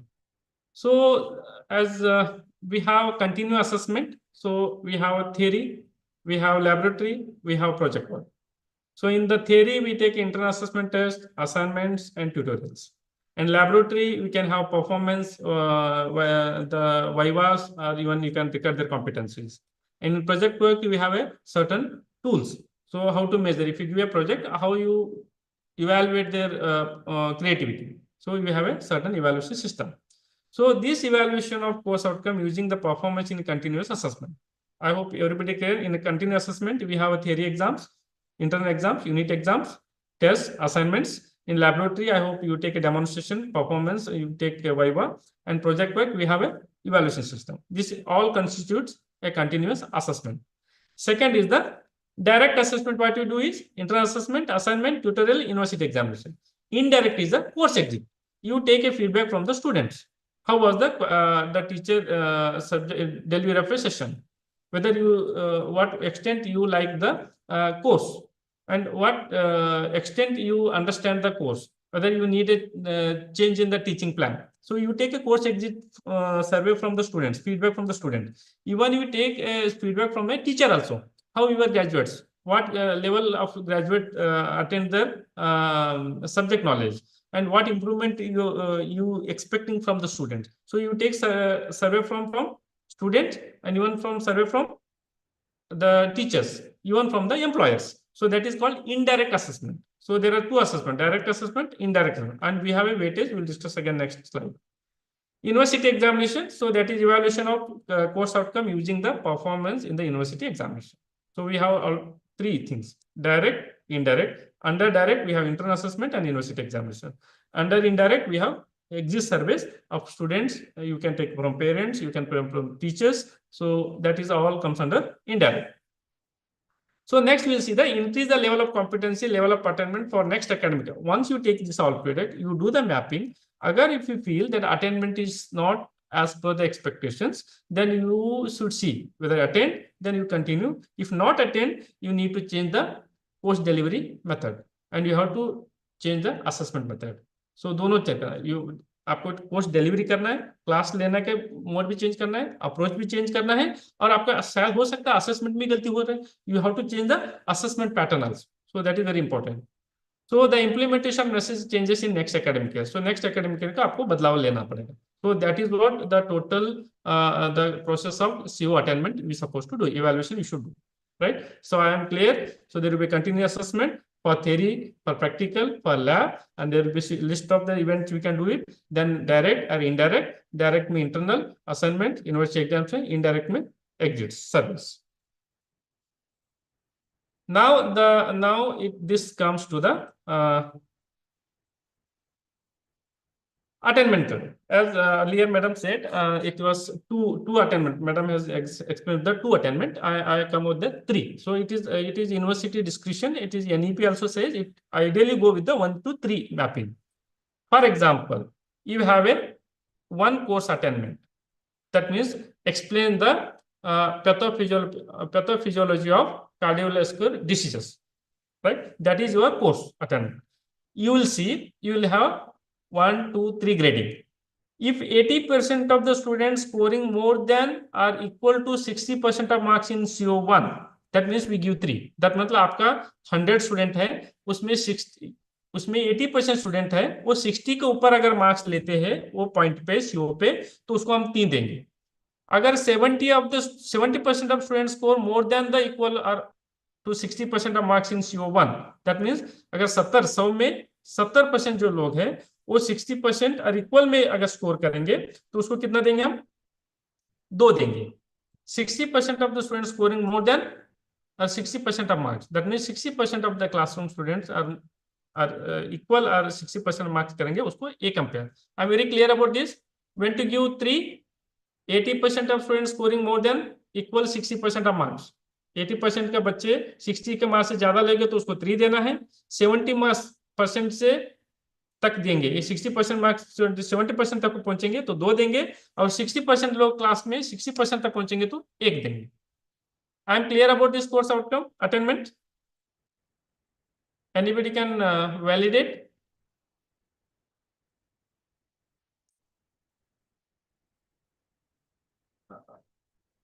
If you give me feedback, I can proceed further, or else again I can explain it again. I hope I am audible to everyone. Yes, sir, you are audible. Madam, it is clear. So course attainment level, if you have 100 students, agar 80% students score more than 60%, that means that course outcome will be given as a 3. If the 100 student में 70% student 60% marks लेंगे तो उसको attendant को 2 ही मिलेगा. अगर 60% student 60 से नीचे अगर स्कोर करेंगे तो उसका अटेंडेंट 1 होगा. That means there is a need for an improvement. So this is what I given you the course outcome. For example, student 1 जो 001 स्टूडेंट है, उसको समझ लो ये मैक्सिमम मार्क्स आप इंटरनल 10 मार्क्स का लिया है, उसको 8 मार्क्स आप दिया है. परसेंटेज कितना हुआ? 80% हुआ, तो कोर्स अटेनमेंट हो गया, राइट? सेकेंड में सीओ में उसका मार्क्स 10 मार्क्स का आपका क्वेश्चन रखा है और उसका मार्क्स 2 ही मिला है, तो 20% होगा, उसका कोर्स अटेनमेंट नहीं हुआ। बिकॉज बिकॉज मिनिमम 60% स्कोर करना ही पड़ेगा, तभी उसको मिलेगा। नेक्स्ट को स्टूडेंट में 10 मार्क्स का क्वेश्चन पूछा है, 4 मार्क्स मिले हैं, 40% होगा, कोर्स अटेनमेंट नहीं हुआ, मिनिमम 60% होगा तभी अटेनमेंट होगा। सेकेंड सीओ में 10 मार्क्स का क्वेश्चन पूछा आपने, उसका 9 मार्क्स मिला, 90% हो गया, उसका अटेनमेंट हो गया। दैट मीन्स अगर आपका कोई भी सीओ का क्वेश्चन का जो स्टूडेंट का स्कोर 60% से कम हो, दैट मीन्स आपका टीचिंग बराबर नहीं है, कोर्स अटेनमेंट नहीं हुआ है, आपको मॉडिफाई करना पड़ेगा।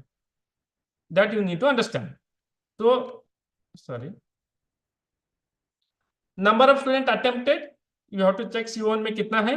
Number of scoring threshold of 60%, पहला कितना स्टूडेंट अटेम्प्ट कर रहे हैं। फॉर एग्जांपल 100 स्टूडेंट अगर अटेम्प्ट कर रहे हैं, उसमें कितना स्टूडेंट को 60% आया है वो चेक करना है। और number of student scoring threshold of less than 60। तो इफ इट इज मोर 60, अगर आपको नंबर ऑफ स्टूडेंट 60 कर रहे हैं और 60% 43 स्टूडेंट स्कोर कर रहे हैं, तो परसेंट कितना हुआ, 72% हुआ। That means your course assessment will be 2। Number of students attempted exam is 60. Number of students scoring 60% and above is 43 students. 60 में 43 60% से ज्यादा हुआ, उसका परसेंटेज कितना हुआ, 72 हुआ। 72 मतलब हमारा अटेंडेंस 2 हुआ, अगर 80 होता तो 3 होता था, अगर 60 से कम 60 होता तो 1 होता था। That means our course attainment level will be 2 in CO1। CO2 में कैसा हुआ, total number of student attended for exam is 60 और टोटल 60 के ऊपर जो परसेंटेज स्टूडेंट का है 44 आया है और उसका परसेंटेज कितना हुआ, 73, और उसका अटेनमेंट भी 2 ही है। तो वी आर कैलकुलेटिंग दम 1 to 3, that means your course attainment is 2। अगर 72 जगह में 80 होता है तो कोर्स अटेनमेंट 3 हो जाता था। तो आई hope I am clear. So the oral course attainment will be, internal assessment attainment is 2 and university attainment level is 3, then course outcome will be, it is fixed है? अगर इंटरनल का 40% लेना होता है रेशियो और यूनिवर्सिटी का 60 लेना होता है, तो 0.4 that is fix, you need not to change it, into your internal assessment कितना है, 2 आया है, प्लस 0.6 और आपके यूनिवर्सिटी अटेनमेंट कितना है, बच्चे का 3 आया है, तो your overall course attainment would be 2.6। I repeat, अगर आपके इंटरनल बच्चे का अटेनमेंट 2 आया है तो आपको मल्टीप्लाई करना है 40%, that mean 0.4, right, that means 0.8 आ जाएगा। एंड इसमें 0.6 और आपके university level, I assume that they might have got 3, that means 6 into 3, that means 1.8, and total oral course outcome attainment is 2.6. So this is the process of PO and PSO attainment. So we have direct attainment, that is calculation of PO attainment with the formulation of QO, mapping of course and attainment of course. That is direct is calculation of oral CO and PO, and indirect is 20%, that is surveys. Direct assignment is your internal exam, end term exam, assignments, और indirect सर्वे से होता है। Exit survey होता है, programme सर्वे, अलुमिनी सर्वे, student सर्वे, सब सर्वे लेके उसका 20% weightage देना है और 80% आपका इंटरनल एग्जाम, आपको एंड टर्म एग्जाम का लेना है। अगर कोर्स अटेंड हुआ नहीं हुआ, you have to check and accordingly we can change. So this is our mapping outcome. So one means slightly slow, low correlation. That means अगर आपके 60% of students scores 60 or less than 60, that means आपका 1 आएगा। अगर 60% student 70% student score more than 60, that means आपका correlation 2 अच्छा आएगा। अगर 80% student 60% से ज्यादा स्कोर करेंगे तो आपका हाई कोरिलेशन, मतलब आपका स्टूडेंट का परफॉर्मेंस सबसे अच्छा होगा। So this is how you have to do the course outcome. In right side we have PO1, PO2, PO3, PO4. Then in vertical we have CO1, CO2. तो each one is should CO1 उसका attainment कितना है, 2 आया है, 1 आया है। CO2 का attainment कितना है, ईच PO का साथ वो मैपिंग करना है आप। So this is the calculations we have. So for example direct assessment में आपका कंटिन्यूस असेसमेंट 1, 2 एग्जाम लेंगे, continuous assessment 2। Number of student who scored more than target, that means 60% is 19 and CF2 में 15 है। And percentage of students who achieved the target, that means more than 60% is 86% में अच्छा, more than 60% लोग लिया है और इधर 68%। तो मतलब क्या हुआ, अबो 80% आया है तो उसका अटेनमेंट 3 आएगा, और 68 मतलब 2 आएगा। अगर 70 ऊपर होता तो 2 आता था, और ये 60 और 70 के बीच में, इसलिए उसको 1 आएगा। दैट मीन्स सो ये कंटिन्यूस असेसमेंट 1 में आपका अटेनमेंट 3 आया है, और 2 में आपका अटेनमेंट 1 आया है। Direct assessment, so that is C equal to 3। And indirect assessment में आपको एग्जिट सर्वे लिया है 22 का, उसमें 100% अच्छा स्कोर आया है, आपका जो अटेनमेंट है वो तीनों 3 आएगा, क्योंकि 80 का वो हो तो 3 रहेगा। तो attainment based on internal assessment average A and B is the 2, that means 3 plus 1 4 divided by 2, that is 2, and attainment of direct attainment is 2.6, right? So the indirect attainment is already 3. So total 80% of direct assessment, that is 2.6, is 2.08, and 20% of indirect assessment is 0.6, because 3 का आपको कितना लेना है, 20% ही लेना है, इसीलिए आपको 0.6 आएगा। तो course total course attainment level है, कोर्स आउट का अटेनमेंट है आपका 2.68 रहेगा। I hope I am clear with this slide. So there will be direct assessment, will have CO1 CO2, कितना स्टूडेंट अटेम्प्ट कर रहे हैं, कितना परसेंट है वो क्लास का पूरा। अगर आप 80 से ऊपर अगर क्लास 60% लेते हैं तो उसको 3 मिलेगा, 70 to 80 मिलेगा तो 2 मिलेगा, और 60 to 70 मिलेगा तो 1 मिलेगा। 60 का नीचे स्कोर करेंगे तो उसको कोर्स अटेनमेंट में गिनती ही नहीं होता। And same thing we should take the indirect survey this also, and weightage for direct assessment 80%, that is 2.6 के 80% is 2.08, and इनडायरेक्ट असेसमेंट का 20% लेना है, उसमें आपका 0.6 3 है उसका 0.6 बनेगा। Total course outcome attainment will be 2.68। So this is the calculation. तो आपको मैपिंग करेंगे CO1 PO1 के साथ कैसा मैप हो रहा है। CO1 अटेनमेंट 2 है, CO2 से PO1 से 2 हो रहे हैं, CO3 PO1 से 2 हो रहे हैं, CO4 से PO1 से 3, तो टोटल एवरेज 3 + 2 तो 6 मतलब 9 divided by 4, it is 2.25. Average of your attainment of PO attainment is, एक कोर्स में अगर 6 करेंगे तो ईच PO से आपको कोरिलेशन कितना है, and it is not necessary that each CO will map with all the POs, not necessary. See पहला जो CO1 है, it is mapping with only PO1 PO2 PO3, it's not again is mapping with PO11 and 12, बीच में उसका mapping नहीं हो पा रहा है, जरूरत नहीं है। But you should see the magnitude, कितना वेटेज दे रहा है, 2 अटेनमेंट हो रहे, 3 अटेनमेंट हो रहे, तो उसका एवरेज जब लेंगे उसका 2.25 आ रहा है। उसका कैलकुलेशन, अटेनमेंट का कैलकुलेशन कैसा रहेगा।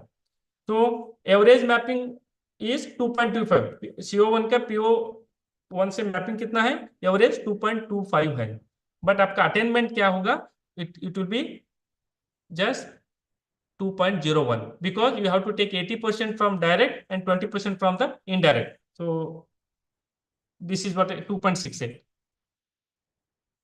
So if you divide that, that means COA is 2.68 into 2.25 divided by 3.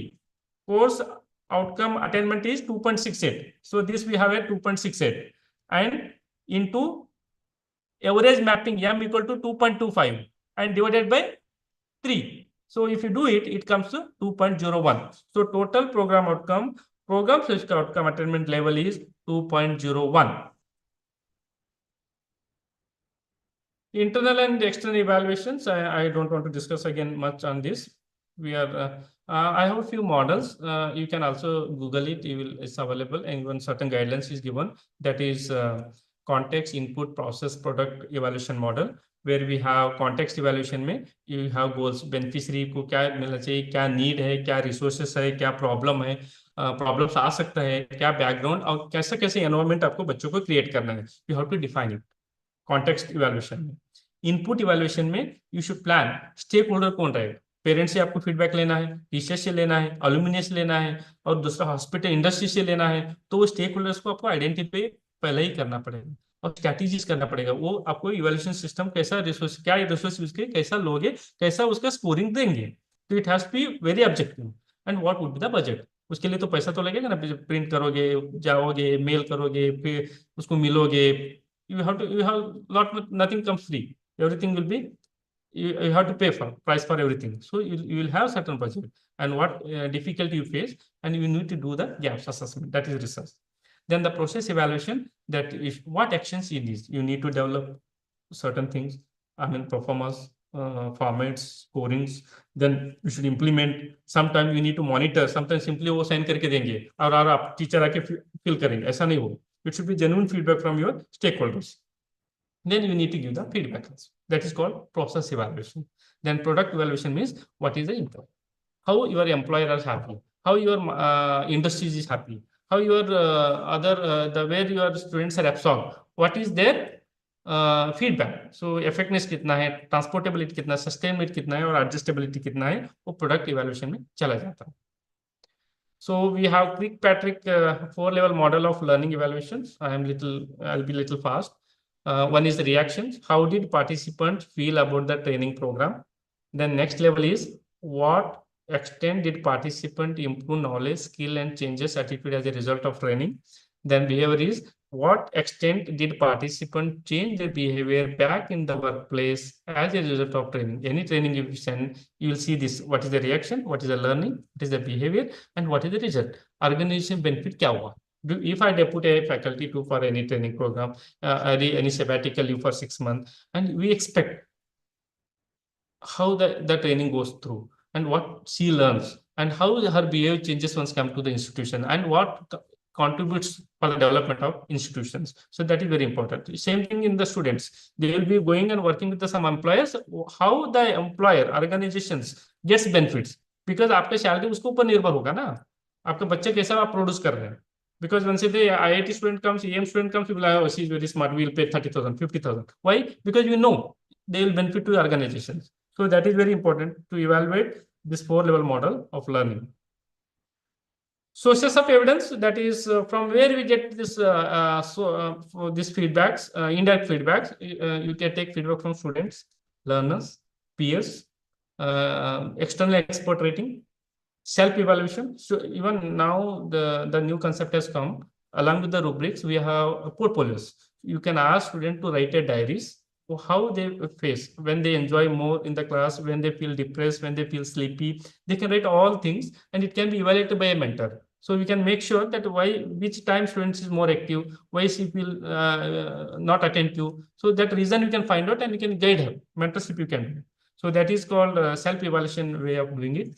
Student interview कर सकते हैं, अलुमिनी रेटिंग्स ले सकते हैं, एम्प्लॉय रेटिंग्स ले सकते हैं, जहां जहां आपका बच्चा काम कर रहा है उसका पास भी फीडबैक ले सकते हैं, एडमिनिस्ट्रेटर रेटिंग ले सकते हैं, ये एचओडीस है, वहाँ पे सीईओ है, वहाँ पे नर्सिंग सुपरिटेंडेंट है, मेडिकल सुपरिटेंडेंट है, सबसे आपको रेटिंग ले सकते हैं. Academic contribution of teachers. So if your students are working with, they are getting an awards, they are contributing as one of the member of any of the committees and they are recognized. So that also gives the feedback to you only, because my students are performing. And learning outcome measures, so you can do it.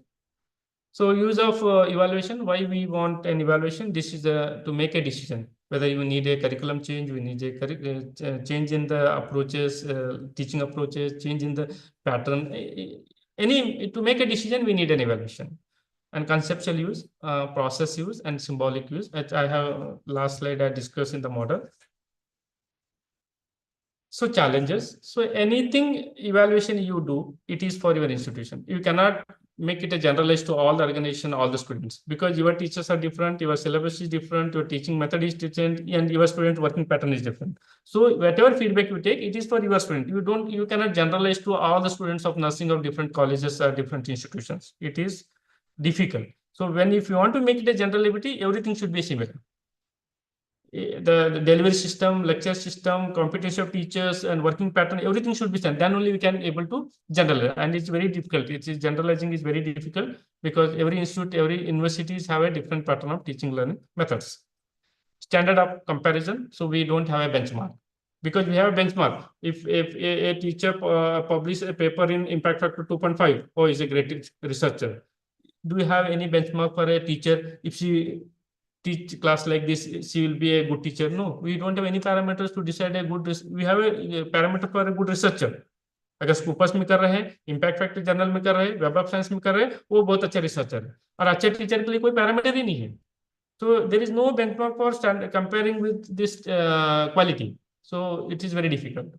Measuring only what is easy to measure. तो यहाँ पे ऐसे होता है जो आपको दिखता है वही सही लगता है. Because there is easy, difficult, because the task भी होना चाहिए ना. When you take feedback, some feedback you may take the students who are doing the normal routine duties. You might have not taken the feedback from the students who are working in OT or ICU. So that means you are not able to measure them. So you cannot make it, sometimes you may not be able to approach them because they are not free. So easy जो है वही measure हो सकता है, जो complicated जरूरत है वो measure कभी होता ही नहीं. Low response rate of survey fatigue, it is very difficult. हम बहुत सर्वे फीडबैक देना समय नहीं होता है और लगता है इसके क्या देना है, देते नहीं है. It is very difficult to take a response from every participant to give a feedback. Many time it happens. तो एग्जिट सर्वे में हम बहुत सारे लोग सवाल पूछते तो बोलते हैं हमको टाइम नहीं है. तो it happens with the student also. Reliability of service, many time it happens when you give the checklist, no सब एक्सलेंट एक्सलेंट करके साइन करके दे देते. रिलायबिलिटी नहीं है. So you have to convince, give them a right feedback so that we will improve our strategies. So it is very important. In beginning only you should clearly say that. अगर आपको negative देना है तो दे सकते हो, हमारे improvement के मदद, तो ये कंप्लेन नहीं है, हमको इंप्रूव करना है, क्वालिटी इंप्रूव करना है, जुनून दे दो. It is very important to convince them, orient them, balancing the positive and negative things. So always your question is to have both aspect, negative aspect and positive. You have to balance it. You should not have only positive questions or any negative questions. So these are the challenges we face in the evaluation and assessment. So these are the reference which I have taken for this content. I'll move to the rubrics. Before rubrics, going to the rubrics, if you have any questions of this presentation, please you can ask the questions.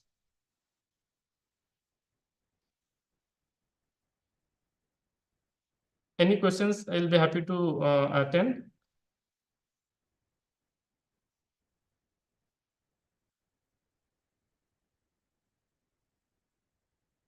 If not, I'll go to rubrics. Madam, shall I move to rubrics?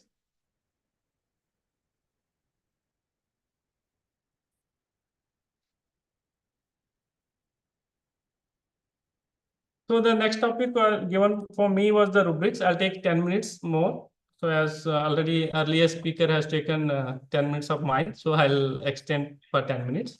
I'm building an effective rubrics for nursing evaluations. It is very important to have a rubrics because it is to be more well-defined and very objectivized.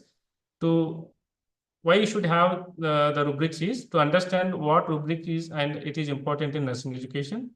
Key component of rubric क्या होना चाहिए? Develop rubrics tailored with a nursing case presentation. What is rubrics? It is a scoring guide. So you'll give earlier we have yes or no or low, high or moderate, but here we have a very clear scoring system, and we will discuss how the scoring system can be given and ensure the consistency, fairness and clarity in the assessment. So make sure that we will not have any subjectivity in assessment. So everything is very clearly well defined. We'll discuss one sample copy. Provide actionable feedback for learners. Each rubrics when you assessment, there should be a feedback to students where they went wrong, where they scored less, why, what improvement they can do it. For example, if you have the grammatical errors, if 2% of grammatical errors, you will get a 5 marks. If it is 10% and more of grammatical mistakes, you will give me 3 marks. If more than 20% grammatical mistakes, you will get 0. That means it's clearly we are indicating this many itna percent galti ho to itna hi marks milega. So there is no subjectivity. It is very clearly objective. So use of rubrics in nursing, encourage the objective evaluations, align the assessment with the learning outcomes, guide students on expectations, and highlight the areas for improvement. Component of rubrics would be criteria, performance level, descriptors, score. Criteria में क्या होता है, आपको for example case study के कर रहे हैं तो उसका कम्युनिकेशन कैसा आएगा, उसका केस रीजनिंग कैसा होगा, डायग्नोसिस इवैल्यूएशन क्या होगा. This are the criteria will have. And in performance whether you say whether is outstanding, moderate और not at competent. Then description में we give them measurable description level, level 1, level 2, level 3. Then score as a point we may be excellent. Anyway, I'll have one point, one sample copy. I'll show it to that. And while building the rubrics, you need to identify purpose and learning of outcomes, clear evaluation criteria, performance level and descriptors, and align scores of each performance level, and test the rubrics clarity and usability.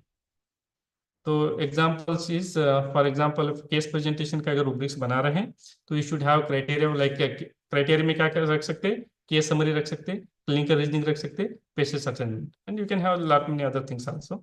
Level में क्या है, अगर outstanding हो तो 5 marks देंगे, good है तो 4 देंगे, नीड्स टू वर्क है तो 3 देंगे। एंड टेबल में you should be arrange in the one table. So tips to have effective rubrics is use clear and concise language, easy understandable. Even third party comes, if other than the who developed person comes, also easily understandable and should have a clarity. Align with learning goals and standards. Ensure objectivity and fairness, and rubrics and have a good feedback. So build a rubrics together. It is work in the group to create a rubrics for evaluating nursing skills. So you cannot alone develop any of the rubrics. It has to be with the seniors. It has to be validated. It has to be in the group activity. So everybody should come to the consensus. Yes, this rubric is well developed and accepted.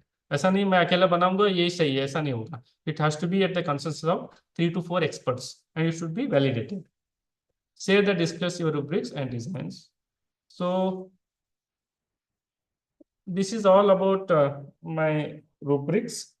So one sample copy I'll share with you. So if you feel, just give me 1 minute.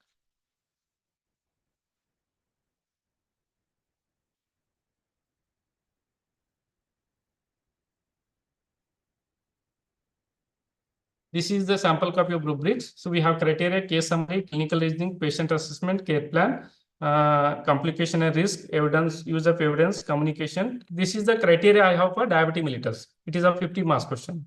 When I give case summary, 5 marks, a patient case including detailed history, diabetes, onset, type, duration, presenting symptoms, lifestyle factors, medical history, and is clear and thorough. अगर इतना हो तो ही उसको 5 मिले.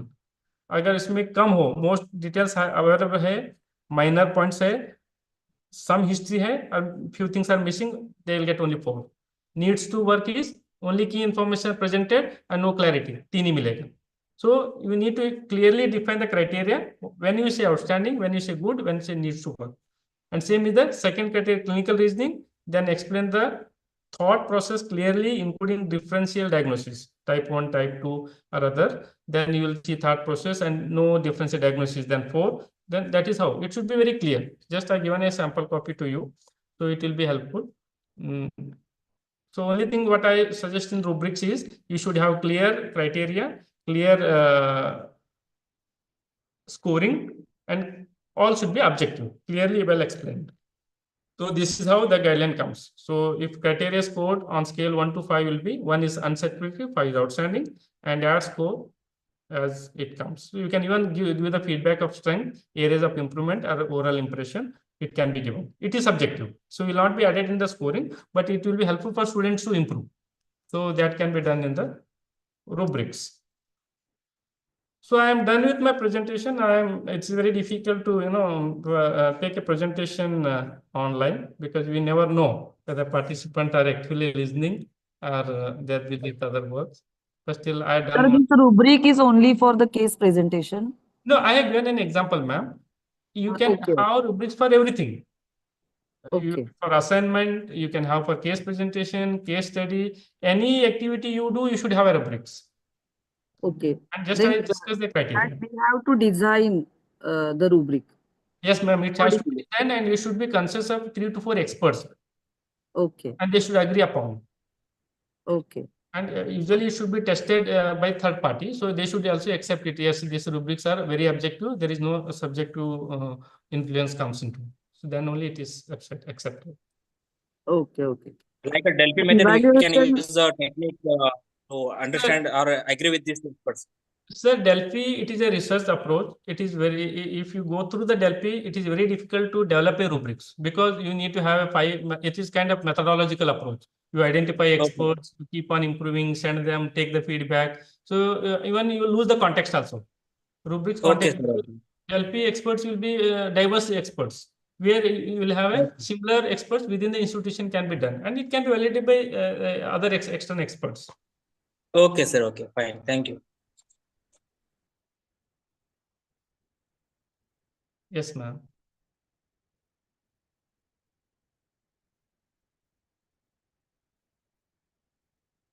So once again, thank you. Heartfelt gratitude to the head of the institution. Again, before conclusion, Yes, sir. sir, as you mentioned about the course attainments and this one at the institution level internal assessment exams we conduct now there. Does the university can conduct this type of attainments, sir? Yes, sir. Just, sir, you asked me a very good question. Just I have one more thing to show. It'll be what we have at our university. Yes, sir. Yes, sir.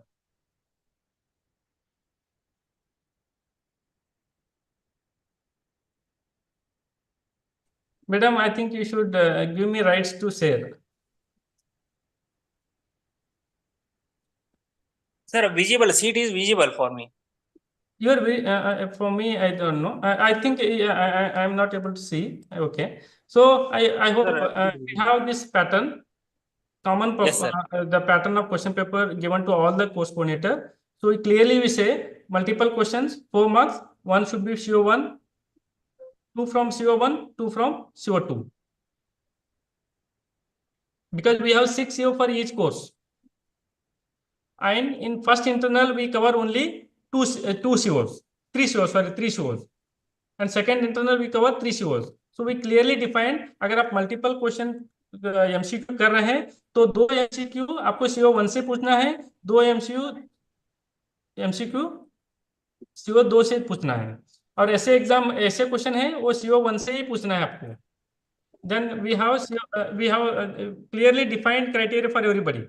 So if you have the 10 marks questions, one from CO1 and other from CO2, and you should remember when you have R questions, when you one question we ask no, 2 question तो एक R होता है, तो दोनों एक ही CO से होना चाहिए, अलग अलग CO तो मैपिंग नहीं होगा.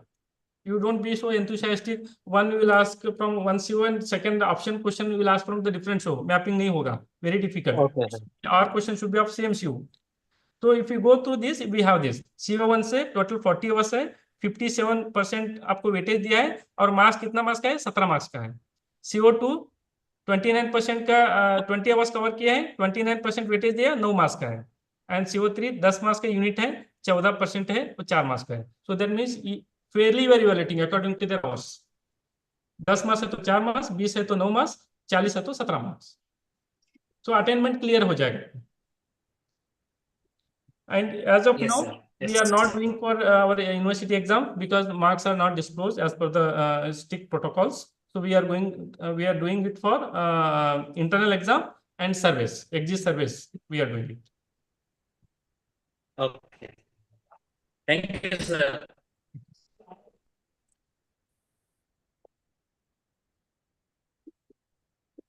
Yes, ma'am, I am done with. So in conclusion, I extend my heartfelt gratitude to head of the institution of MES College of Nursing and Shiv Prasad sir. I know few of you on the board. I extend heartfelt thanks to all of you for your support and patient listening. So I am sure the world is so smart. So we'll meet again some other physical platforms. Thank you. Thank you, sir, for briefing the program evaluation strategies and the type of evaluation and the process for CO attainment and CO attainment level and evaluation challenges. Definitely, the session was informative and beneficial for all the nurse educators for calculating the COs and POs and the steps which we have to consider while preparing the rubrics. Thank you, sir, for the informative session. Thank you, ma'am. Thank you for inviting me. So we came to the end of the third day of the webinar. I would like to extend sincere gratitude to today's eminent speakers, Dr. Rupa Verma and Professor Siddharam Sarate for insightful presentation and for sharing your extensive knowledge and experience with us. And I also extend thanks to all the participants who all joined the webinar. And I request all the participants to join tomorrow sharp at 2 p.m. for the sessions. Thank you, one and all. Have a good day.